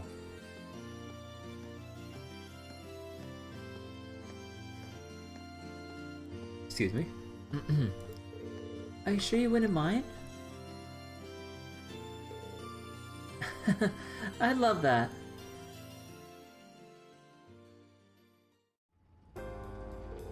What a strange sensation. The idea of a moving staircase is incredible, isn't it? True enough. This isn't the only one on the continent that either. Zeiss has in Liberal. I'm only surprised if they're more introduced into more state. Ah, god damn it! I fumbled all my words, so I couldn't read shit! What's that big structure over there? An orbital generator, apparently. They provide the energy that this town and its factories need to work. I heard they have plans to make more of them too. Or at least they had more plans, but I'm guessing they've been put on hold until the Rhineford company is fully reorganized again. It's amazing that technology like this actually exists. It's like magic in a way. Reen continued to show Emma around the city, focusing primarily on the things one couldn't find anywhere else. Eventually their tour came to an end and they decided to stop for a rest.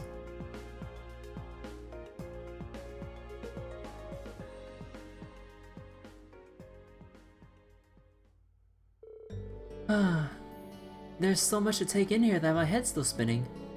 Every time I thought I'd seen all there was to see, you led me to something else that was even more incredible. That's the same way I felt the first time I was here. It gets even more incredible when you realize that in a few decades, that places that look like this could be the norm. You may be right, especially with the way technology is always advancing.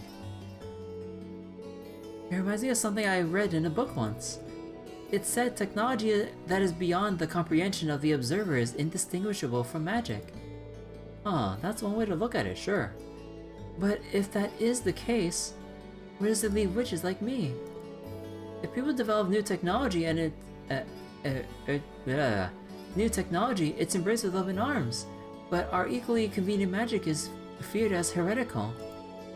That's why we're forced to live in the shadows, hiding both our existence and our powers away from our people, or the people. Is that the only reason we exist? To fulfill duties that no one even knows about while the world leaves us behind? Sorry, Emma, I never realized you felt that way. No, not at all. I'm the one who should be sorry. I didn't mean to ramble at you like this. You're shouldering a far heavier burden than I am right now. Another person's words are the last thing you need.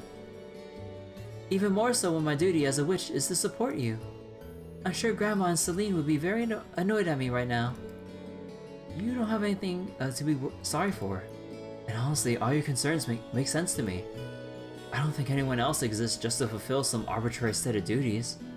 Especially you. You really think so?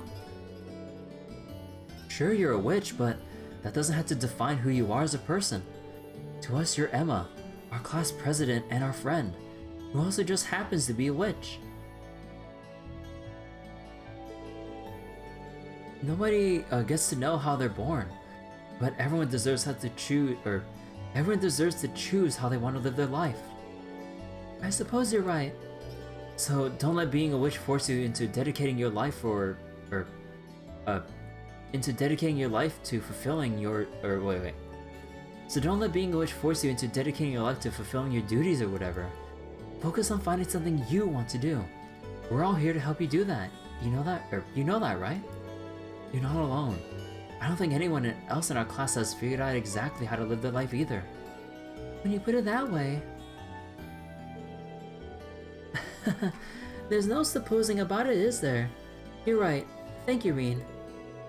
It might not be easy to find something I want to do for myself, but maybe it's time that I start thinking long and hard about it. If I run into any... If I run into any difficulties though, you'll be the first person I come to for support. Whenever you need it, I'll be there.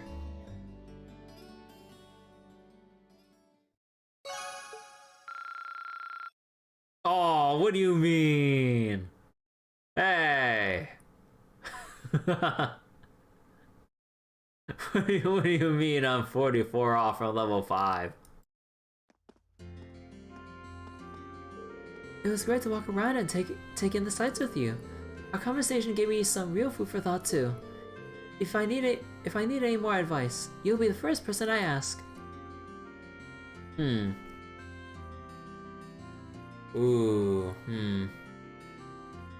It was a bit cool, or what was it? It was a bit like, it was a bit lighthearted at first, but going into the whole bit about technology moving forward and Emma and like her as a witch, and I guess witches in general falling behind in the times, given how, you know, the whole feeling of like technology you don't understand may as well be magic and all that.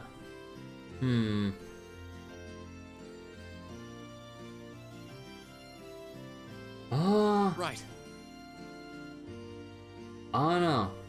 I think it's I'm giving this scene like a question mark on like whether I commit with this one. I don't know. Okay. And now 2 more scenes left. We got Eustace and Fee.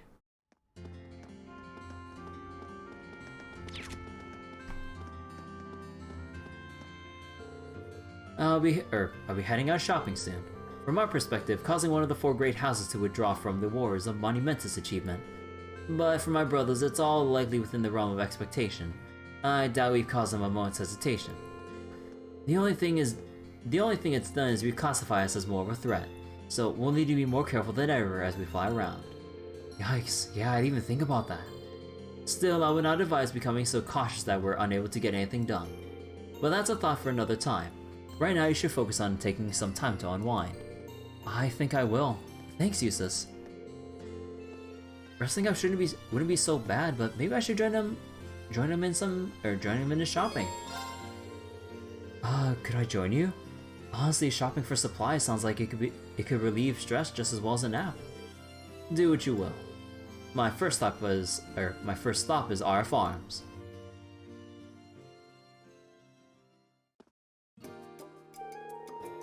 Are you really going to use all these whetstones on your sword? And how much reinforcing tape does that hilt need? Better to be well prepared than found wanting in a pinch, particularly with the future as uncertain as it is. I would expect my father is already aware of what happened here in Nortia. Knowing him, he's probably already preparing to retaliate. Maybe you're right, especially with him working on a soldat like V's for his own personal use. Which is why we prepare ourselves for as best we can for whatever lies ahead. Speaking of, I still have a number of other things to buy, including a book that the war managed to delay. Come, we're going to the general store. Okay, sure, we're starting to pick up a lot though. I think we're gonna be able to carry all this back to the ship. Huh, we aren't doing anything. You are. Oh, on the pack mule, huh? What? Hurry and take these to the counter. We don't have all day. I think my art's starting to go dead. How'd you end up getting me to carry all this for you? I mean, I guess I could have said no, but still. Come now. You wouldn't make me waste my strength on such a heavy load, would you? Besides, given all the time you spent assisting the student council, I'd imagine you're used to menial tasks like this. Just pretend I'm Toa. I doubt you ever give her any guff, no? There's a mental image I wasn't prepared for. Better that than leaving your mind free to focus on burdens you need not shoulder. Come along now. Wait, is he trying to keep me busy so I don't think about what happened yesterday? That's real nice of him, in a cold, off-putting, useless sort of way. But even so, I'm grateful. Reinvigorated by Eustace's awkward show of kindness, Reen carried his baggage from shop to shop without a single word of complaint. The two spent a long time in each shop they visited, scanning the shelves and putting more and more onto poor Reen's pile. While the experience was exhausting, it did indeed take his mind off his worries. I get what he's trying to do, but I don't know how much more of this my arms can take. Come on, Eustace, you can at least take something, anything. Eustace? Something in that magazine catch your eye? What's that? It's not the Imperial Chronicle. Look for yourself. The Noble Alliance marches to victory? The glorious Noble Alliance, led by Duke Kayan and Chief of Staff Rufus Abrea, continues their victorious streak. Their quest to carry out the country into a new, brighter future feels all the more complete with each new success. And it should only be a matter of time before the foolish Imperial army is eradicated once and for all. Wow, this is quite the article. Not exactly going for the unbiased approach, are they? Well, of course not. I imagine the writers are just as much under the Alliance's thumb as those at the Imperial Chronicle.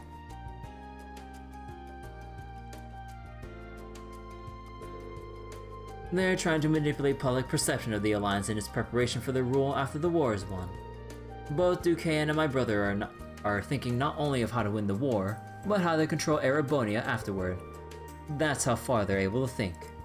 Sorry, Eustace, but this must be hard on you. Still, that doesn't mean we're not going to lose out by not doing the same. Instead of focusing on the way things might be, we should focus on the things here and now. What we can do to change things. If we do, I'm sure the future we want will fall into place. Wouldn't you agree? Well, I wouldn't disagree. So, what if they're thinking 3 moves ahead? Then all falls apart if we attempt to shake up, or if we do something to shake up their plans. And that's what we'll do. And that's just what we'll do. We'll get to the future we want. To think you're capable of such positivity so soon. But I suppose you still have much more of a capacity for it than I do. I want you to take back your usual, I want you back to your usual self as soon as possible, Reen. We won't be able to secure this future of ours otherwise. I'll see what I can do. Oh shit, wait, my full auto failed in Grand Blue, hold on. Oh, what do you mean I died at 1%? Are you shitting me? What? Okay, hold on. It literally had like less than 1,000,000 HP, are you serious? Bro. And of course I got fuck all for the rewards. Oh my god. Alright, Grambler. You do what you want. Their shopping complete, they lugged their purchases back to the Courageous and stowed them in the ship's hold and went back out to Roer. Or into Roer.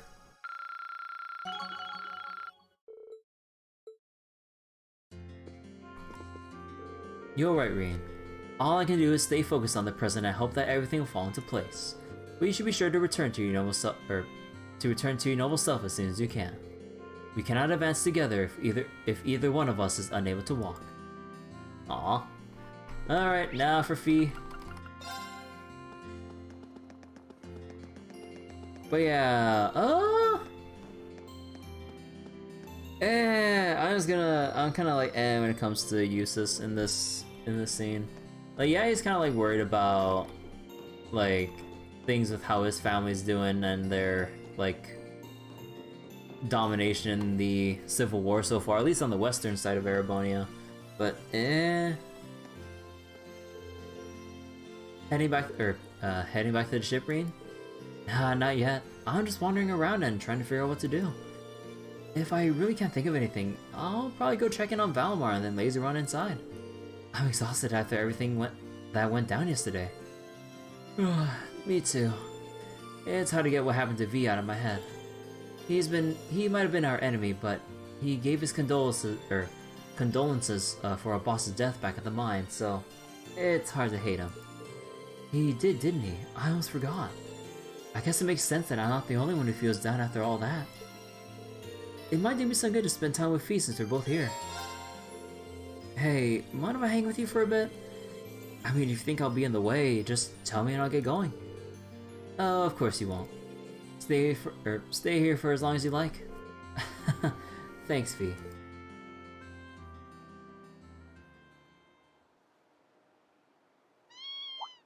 Kitty! Oh, what's the kitten doing here? Yeah. He doesn't look too happy. Maybe he's been separated from his mother. He's not wearing a collar, so I'm guessing he's a stray. Huh. Ah. Green, don't worry. We got some time. Before we need to head back. Let's see if we can reunite him with his mother, shall we? Yeah. Kitten in hand, Reen and Fee start walking around the city, trying to find where the kid's mother could be.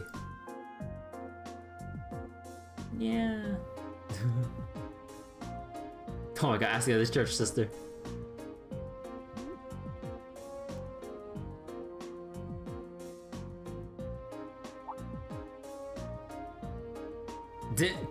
Hey, Celine! Our own cow whisperer. The kitten being a stray, they assumed that finding his mother wasn't going to be an easy task, and they were completely right. Reen and Fee asked everyone they could, even Celine, and searched for their missing mother cow with every fiber of their being. In the end... Over there! Yeah! Aww. Looks like we found our mother. Yep. Even without knowing what they're saying, it's obvious that they're family. Aww. I'm glad we were able to reunite these two. Me too. His mother must have been looking for him all this time. Nice to know his family didn't abandon him after all. Fee. Carrying him around reminded me of something that happened the day the boss died. Just before he fell in battle too. What happened? We wanted to watch the battle between him and the Red Constellation's leader, so we set up camp nearby. All of a sudden, a Jaeger wandered into our camp. A girl about my age. Another Jaeger that young? Maybe a year older than me, I don't know. She come from the Red Constellation's camp on the other... Bloody Shirley. No fucking way. Oh. So Fee, I mean, of course Fee would know about Shirley just by virtue of the title, but on a more personal account. Oh. Shirley Orlando. I didn't think I'd hear a reference to Shirley here in this cutscene. Oh damn.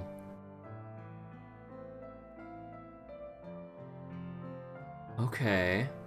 Now is she gonna be as fucked up as she is now? Let's see. Oh, because she was chasing a stray cat. Hold on. She wandered into an enemy camp just before a battle. That seems like an incredibly bad idea. What happened? Oh, we didn't attack her or anything. They weren't exactly in the mood to start anything with us at that point either. So the two of us just talked while she played with the cat. Wow, I can hardly imagine having a casual conversation with an enemy just before your leaders fight to the death. It's also kind of depressing to think that there are other Jaegers your age out there too. I guess we're not exactly rare, but she was really strong. Strong enough to lead a whole battalion. Yeah, that's Shirley. That's Bloody Shirley. Strong enough to lead a whole battalion in their corps. It was like she lived to be out in the battlefield and killing. Loved fighting as much as anyone I've ever seen. She was more man-eating tiger than girl. Sounds like the two of you are total opposites. People tend to paint Jaegers with the same brush, but the more I talk to you, the more I realize how different they all are. I wonder what she's doing now. Oh. Oh.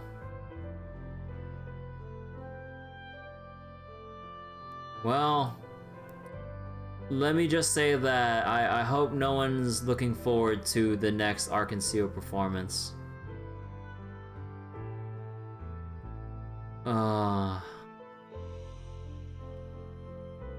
Because at this point, oh, actually, wait, what day is it over in, or, at what point is, stuff going on in Trails to Azure?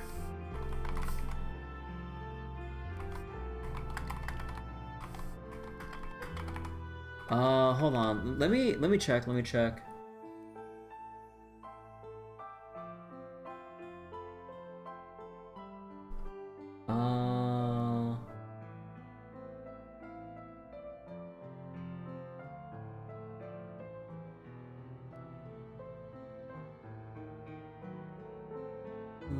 see. No, wait, do we know what day it is at this point? I mean, I can't look at the current... How about this one? No, I don't know what day it is in... Ah, damn. Actually, I might need to boot up my... Actually, after this cutscene, let me go boot up my Trails to Azure save files and see at what point this is right now between Azure. I bet she's okay though. She was strong enough that she'd be fine even if her family left her behind. That's another way we're different. Unlike her, as soon as my family left me, I became a weak little girl who couldn't do anything for herself. There's more to strength than just proficiency in battle, you know. Even if there weren't, you've become a much better fighter since you joined Class 7. I've definitely seen big improvements since our first battle as a class. Maybe you're right. If I am, though, it's because all of you have been there to support me. There's no question about that. Hey, we all help each other improve and get stronger, both on the battlefield and off. You've helped every one of us. But we've all still got room to grow. And at this rate, we're going to need to do as much growing as we can. Yeah? Well, you got a point. But together, we'll get strong enough to get through all this. I know we will. Their conversation at an end, they watched the two cats scurry off into the distance. Okay, just for referencing Bloody Shirley alone, oh my god. Okay, then who do I pick at this point?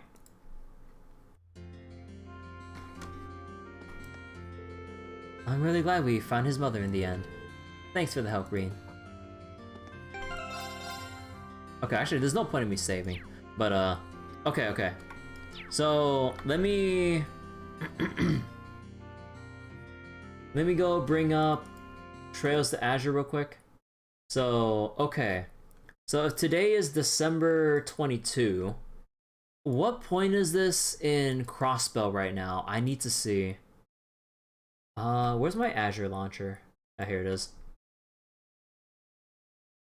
So, continue from latest save. Okay, this is like omega spoilers, so I need to...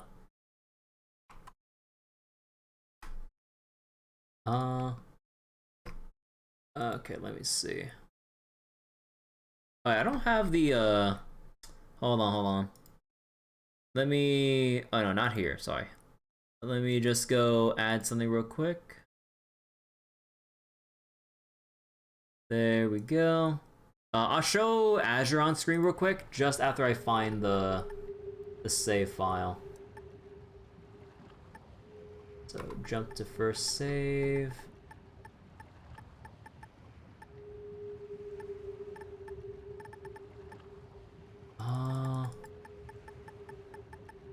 By the way, I made like, what, 400 saves for this, so I got like a lot of saves to look through.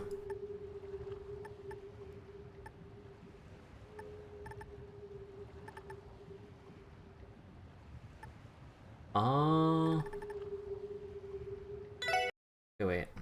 Let me take a look at something real quick. Okay, I suppose I can like put up the display capture right now though. Okay. Oh god. Okay, hold on. I need to like fix the transformation. So reset. Fit to screen. Or I can just like. Okay, hold on.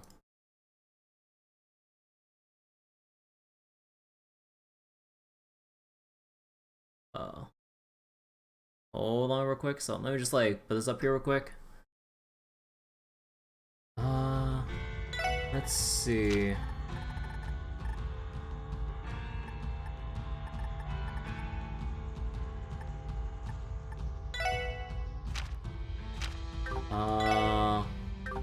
No, wait, what day is it right now? No, not that. That's story and synopsis.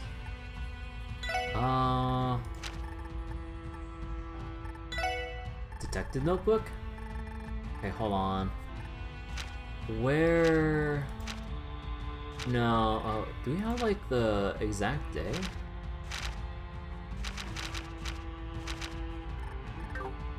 Oh!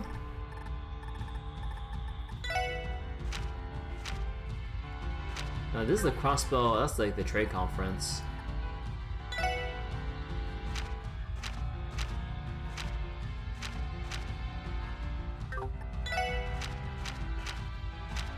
Oh my god, there's no like date on this. Really? Oh my god. How am I supposed to remember exactly at what point this is? Okay, I'm sorry about that. I can't seem to remember.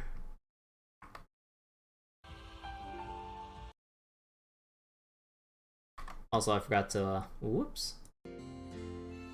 Oh man, damn. At what point was this? Because like a lot of crazy stuff's been going down in Crossbow, but we haven't heard a peep. For obvious reasons, because I don't think there would be anyone that can actually get info about Crossbows to the general public, especially with the Civil War going on right now. But yeah, like the two things are ongoing right now. Right.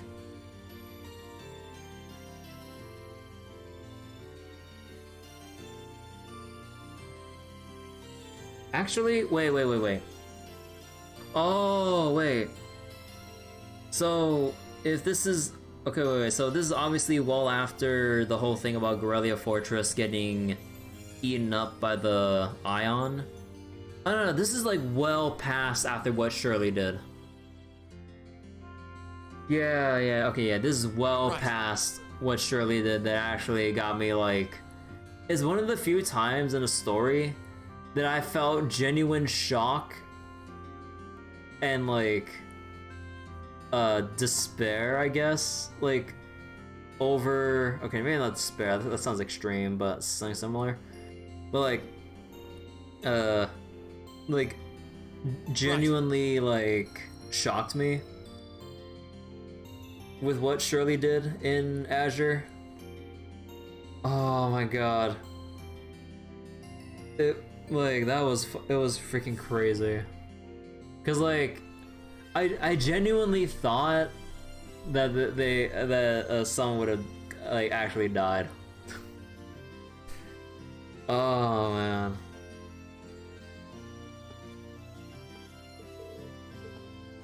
But yeah,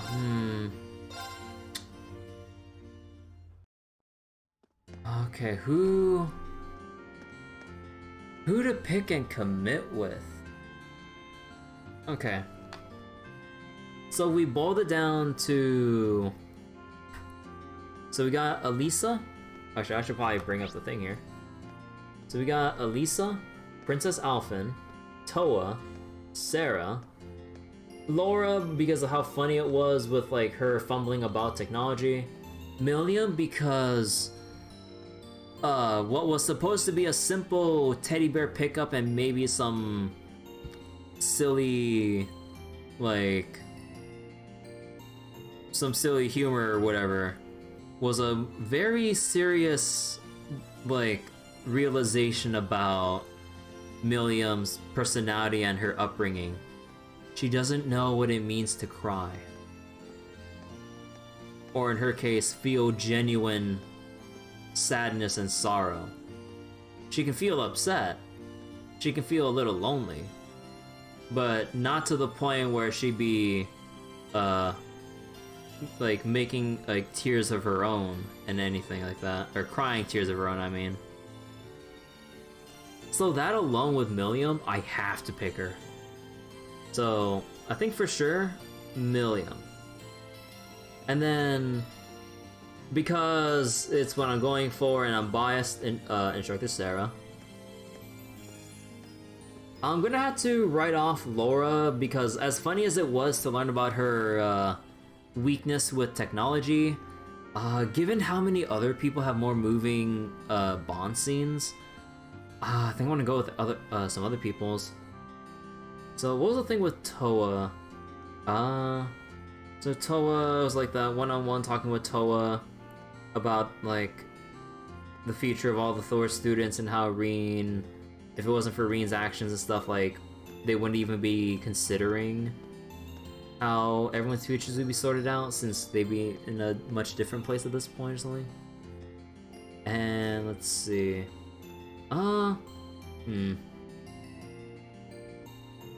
Let's see. I mean, for sure we're gonna pick Elisa. Princess Alphen. Oh yeah, it was the book thing, and then her unveiling her interest in the world of BL. But then the whole like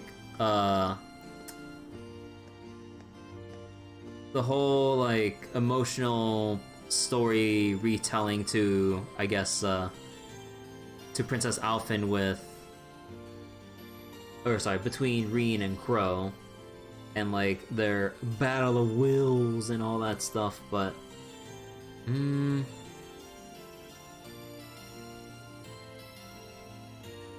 okay, and also I'm gonna commit with Fee as well, just because of like her like mentioning her connection to Shirley.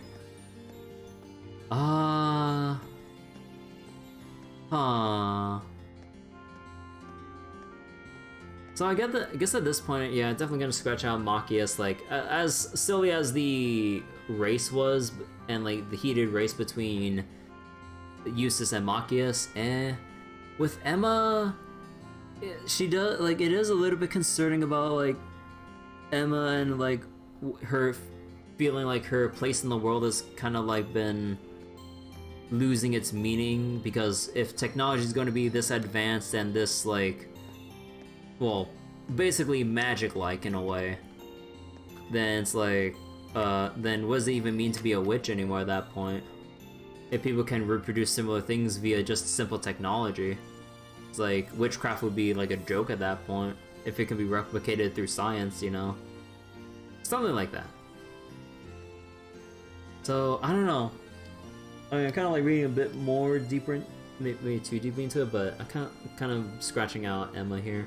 Elliot, like, again, we already resolved like Elliot's whole like internal conflict deal with like music, his dad, military stuff, the academy, and yeah, Gaius, like, we've already resolved everything about Gaius, so like I don't feel like I want to like commit my point to that. So this really is a coin flip between Princess Alphen and Toa. Because the whole thing with Elisa, like, I mean, come on. Especially with that scene, like, you know they really want to set up Reen and Reen and Elisa together. So, let's see. Princess Alphen with the whole thing about what was initially going to be silly with Boy Love, and then the whole thing about Crow and Reen and like the battle going on between the two of them and settling their scores and differences between each other and shit. I don't know. Uh, let's see, and then Toa, if I remembered how the scene went. You know, the future of the Thor students and the academy, and then let's see.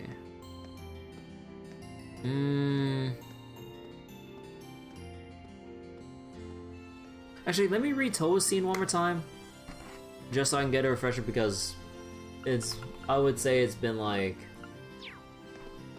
long enough, my memory's enough of a potato that I might have forgotten some things. But let me skim through Toa's Bond scene real quick.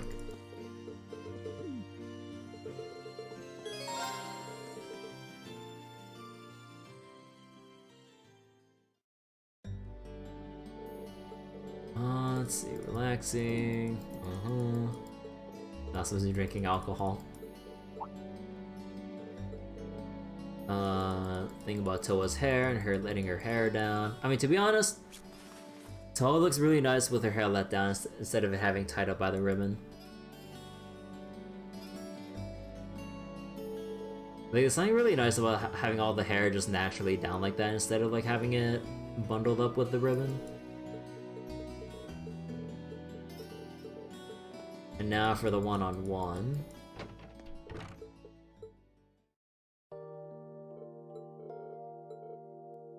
Peaceful moments.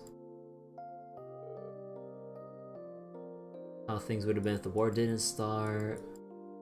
Graduation.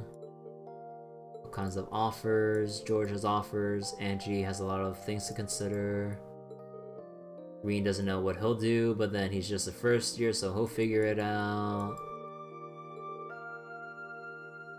We all have a duty to think about this country's future, so just picking a career off a list and calling it that won't be good enough.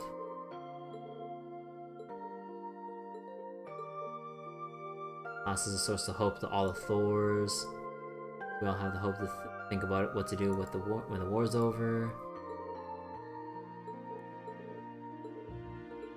And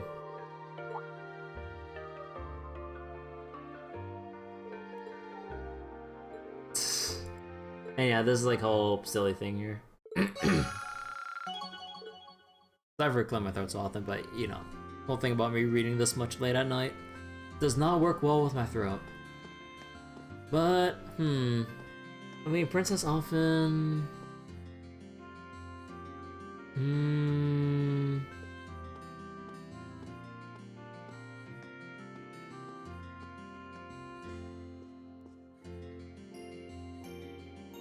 So they go for coffee. They play Blade.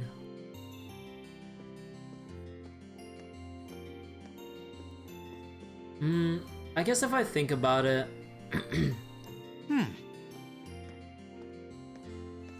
I guess if I think about it, I guess I will stick with Toa. So that marks Elisa, Toa, Sarah, Milliam, and Fee. With like the scenes that I would care about a lot compared to everyone else. I wish we had the 6 bond point for Alphen though, because like gameplay wise I would really love to raise her Link XP.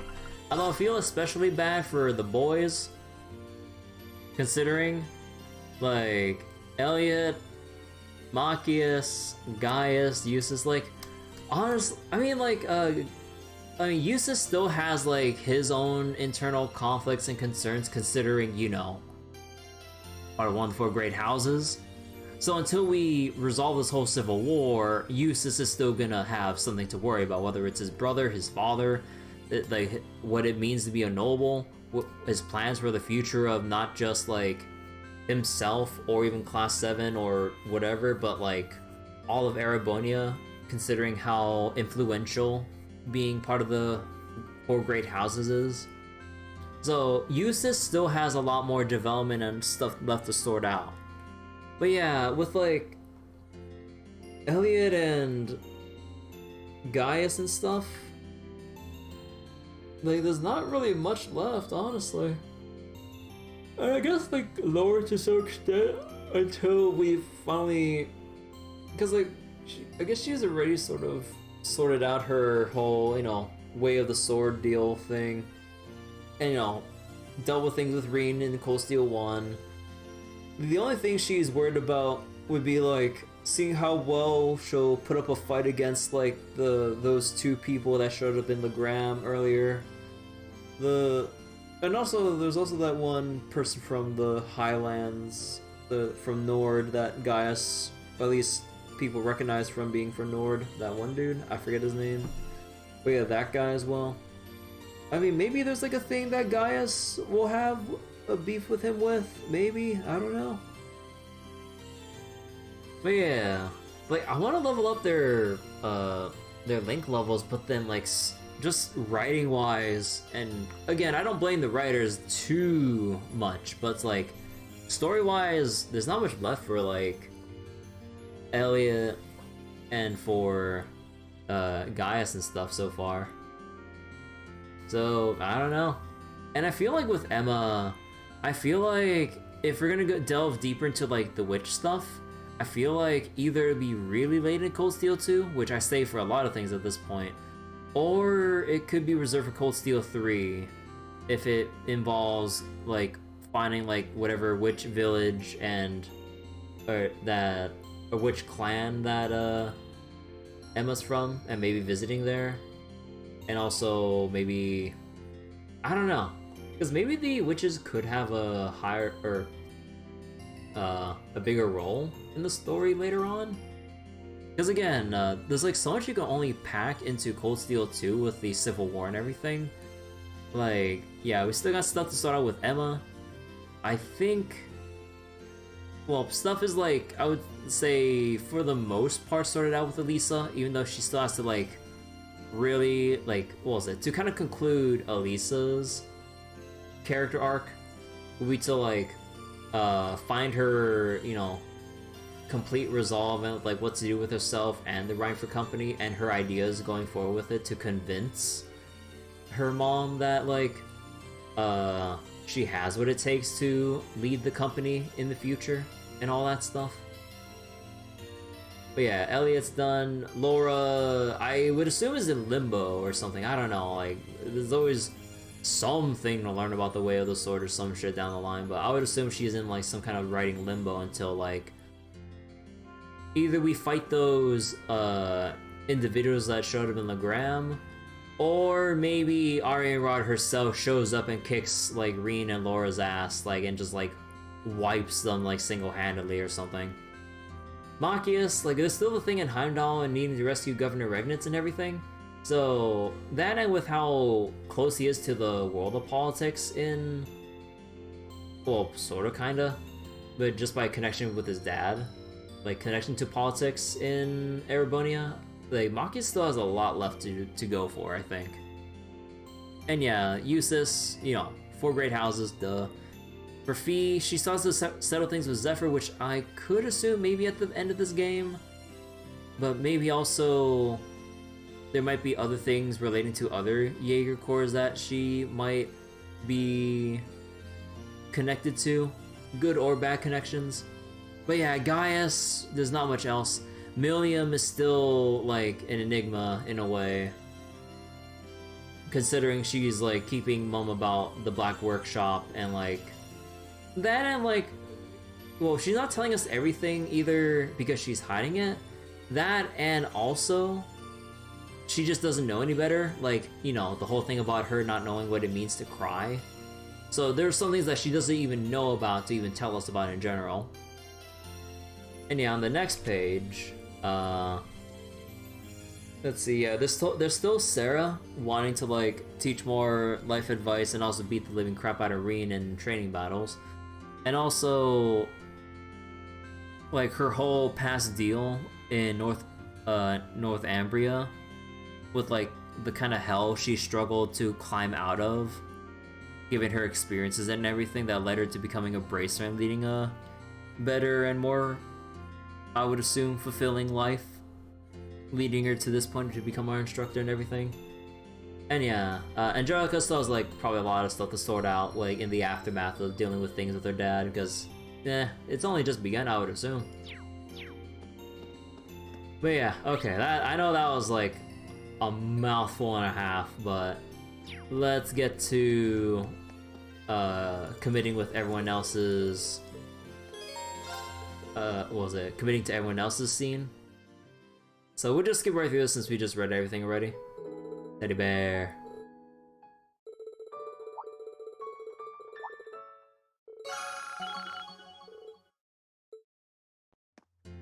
Alright. And now... Oh yeah, wait, I forgot. I forgot to bring in these two. Okay, let's do that. Let's do this first because I forgot. Hello, Reen. Hello, Reen.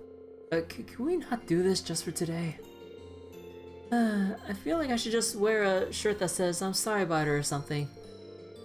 Aw, come on. I'm just having a bit of fun with my two best pals. Besides, it's been so long since we've seen each other that she probably missed all the teasing. But really? I'm just so happy to see you again. I was so worried this whole time. I should have never left you alone like that. You must have been really scared. I'm so sorry. I should be the one saying all that. Oh no, here comes the tears. You're such a dummy, Lynn. There. It's great to see the two of you back together again. Reen, we owe you so much. We might not have ever seen each other again if it weren't for Class 7 and the Courageous. Now it's time for me to return the favor by joining the crew and doing all I can to help out. You better. Since I'm gonna keep spicing up your lads as the ship's sexiness officer. That's not nor I don't think any airship that's never mind. I know you're trying to joke to cover up the fact that you're crying, but it's not really working. Boo. Fine, let's just get on that ship. Follow me, I'll show you the way. Alright then. Thanks again, Reen. We'll see you later, okay? See you on board. Alright. Character notebook updated. Oh, there we go. She was finally reunited with Vivi after worrying about her for so long, and they're now both helping on the Courageous. After being finally reunited with Lind, she was at last able to return to her usual cheerful self. Pretty good job, a nice girl. Now same line. Okay. Okay, now let's go commit with everyone else. So we had Milliam, we had Toa. Now we just need Sarah.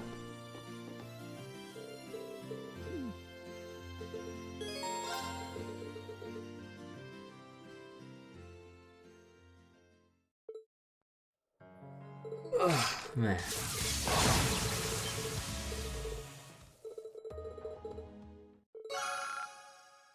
Nice. And corporate HQ.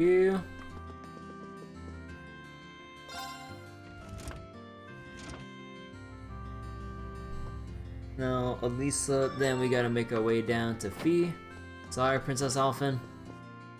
I kinda wish your scene involved talking more about, like, what to do with the Imperial family and stuff, like, once we get back to Heimdall, but I assume that's not the time, given how far away it is to get that.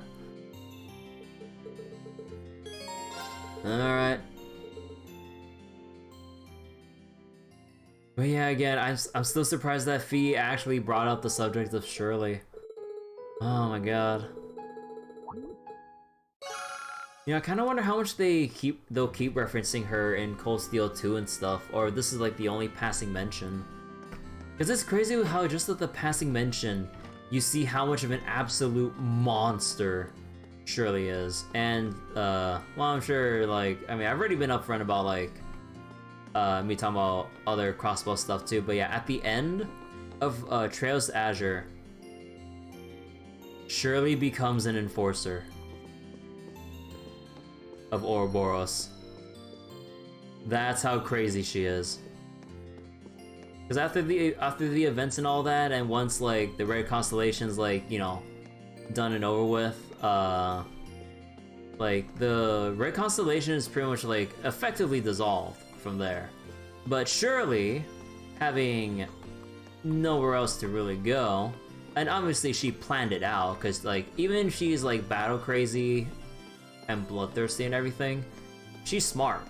So, and that's the scary part. She's sadistic, smart, and will do everything she can to make people suffer, just for her own amusement. So, yeah, she ends up joining Ouroboros. At least, like, based on the credits cutscenes in Trails to Azure, because they spoil or go over a lot of shit that happens within the Cold Steel arc to the very end of recapturing Crossbell. Because, yeah, eventually, when all said and done in Azure, Erebonia, they sort out the Civil War, and then I'm not sure what happens in Erebonia. I assume something crazy happens that leave Class 7 powerless, or something. But Erebonia kind of just, well, strolls up to Crossbell to annex it, and through all the credit sequence, there's like some long, hard-fought battles with like the citizens and people of Crossbell, the SSS, all the people we've known, to eventually liberate it at the end of the credit sequence. I'm like, bro, like, I haven't even touched the Cold Steel games yet. It's like, we're going over what's probably going to happen in Cold Steel 3 and 4. Like, hold on, chill out, Falcom, please. So yeah, also, I mean, since we're on this whole like streak of spoilers, also in case anyone's having to watch a playthrough, like not having played the Crossbow games, I'm sorry, but I've been upfront, and also on the I guess on the YouTube side of things, at least on the playlist description, I did mention that I have played the Crossbow game, so yeah, I mean, it's a little too late for this, but yeah, viewer be warned. But yeah, I already know the spoiler of the Chancellor still alive. I mean, they heavily hinted at it during an earlier cutscene in Cold Steel 2 about, like, they basically pulled a big boss, I believe, in Metal Gear Solid 4, I think that's like similar enough, where like the body of Big Boss wasn't actually the body of Big Boss, and yeah, Big Boss was there for the credit sequence. So just like how Chancellor Osborne's body was there, supposedly, it mysteriously disappeared, or it disappeared under mysterious circumstances. Like, wait, that's weird. How did his body disappear like that? Why would anyone want it? Because yeah, it was also a big bombshell reveal during Trails to Azure and stuff about the Chancellor dying. And then the whole thing with like him coming back to life or something. I'm like, how the fuck? Because going from Trails in the Sky to the Crossbow games, it is such a huge like deal, like just hearing about and eventually witnessing Chancellor Osborne in person, and how like intimidating his sheer presence is, and how little he thinks of the people of Erebonia, and like him willing to take any underhanded tactics like he can get or choose to steer negotiations or the Crossbow Trade Conference in his favor to annex it and justify it. And yeah, just like how the Republic has been, they're trying to do all and any and all underhanded means to annex Crossbell. Make it look like weak enough, or internally weak enough to not help itself. That's like, oh, like look at all these terrorist attacks and instability within Crossbell. They need a guidance of a real country and nation to like bring more stability and safety to Zemuria, because, you know, Crossbell is the central economic hub of Western Zemuria. So then for it to supposedly have such instability, it's like, oh, now Erebonia needs to take it under its wing. So, yeah. It is really fucking scary when you play as the SSS in the trade conference and just listen to the Chancellor talk when you have a little, well, I wouldn't say one-on-one conversation, but like a conversation between him and the SSS. You feel goosebumps with what how he talks. Like, you know that he's, like, one of the untouchable figures of the series. So yeah, that's just how imposing he is. Even President Rocksmith of the Republic, even if he sounds quite jovial and carefree, that is all an act. Because as jovial as he is, it's like, oh, that's like funny and all. I can't wait to like bring you, or I can't wait for you guys to become part of the Republic. And it's like, wait, what? And then he talks about like, I forget his words exactly, but he talks about certain things that could happen or that he'll try to do that make you go, that give you like a different kind of goosebumps. Like, what was it? Like how Chancellor Osborne would instill fear into people through like various intimidation tactics, terrorist attacks, and like other under the table deals, and just like and just him arrogantly thinking that like just Crossbow like is, I guess, is in like a state that's unworthy of supporting itself or something.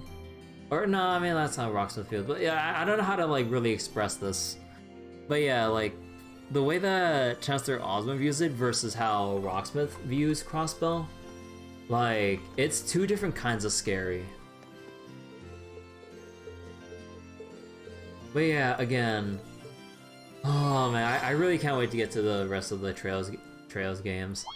I know there's still, you know, there's still Cold Steels 3 and 4, and then Trails to Revelry, which is, I believe, basically like the epilogue of the Cold Steel saga. And then there's Kuro no Kiseki. There's Kuro no Kiseki 2 out right now, right? If I remember correctly? Either way though. Yeah, and then keep in mind, this is all within Western Zemuria. We still have the eastern side of the continent to make new games and expand more stories upon. And I'm like, bro, how is all of this within... Actually, do we have the world map back to look at? Oh, what? Oh man, I wish we had like a world map to look at. Oh. But yeah, again, this is only one half of the continent. And that's for, let's see, going up to Kuro no Kiseki, I think. That's, let's see, Trails in the Sky 1, second chapter, the third, Trails from Zero, Trails to Azure, Cold Steel 1, 2, 3, 4, Revelry, Kuro no Kiseki 1, Kuro no Kiseki 2. That's 12 games for just the western half of the fucking continent. I'm like, goddamn, dude.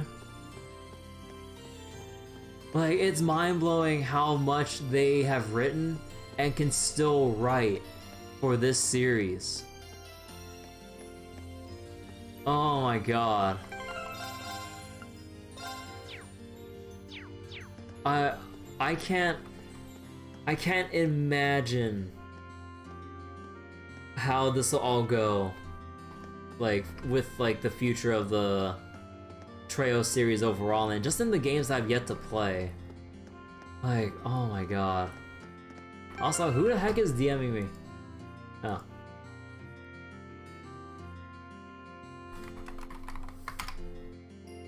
Yeah. But okay though. But I think that'll be it for tonight.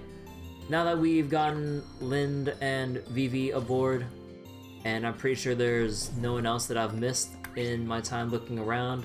Because we looked around everywhere else here, and we also looked around on the upper level. So Instructor Mary can't go with us, unfortunately. We talked to the people in like all these other areas here, Sharon, Cathedral. So we're all done here. All we need to do is just go back to the Courageous and call it a day. But yeah, so I'll continue this tomorrow though, so we can have like, so we can immediately pick up onto the main story and carry on from there. So anyways, yeah, thanks for watching, and I'll send this off once I close the game.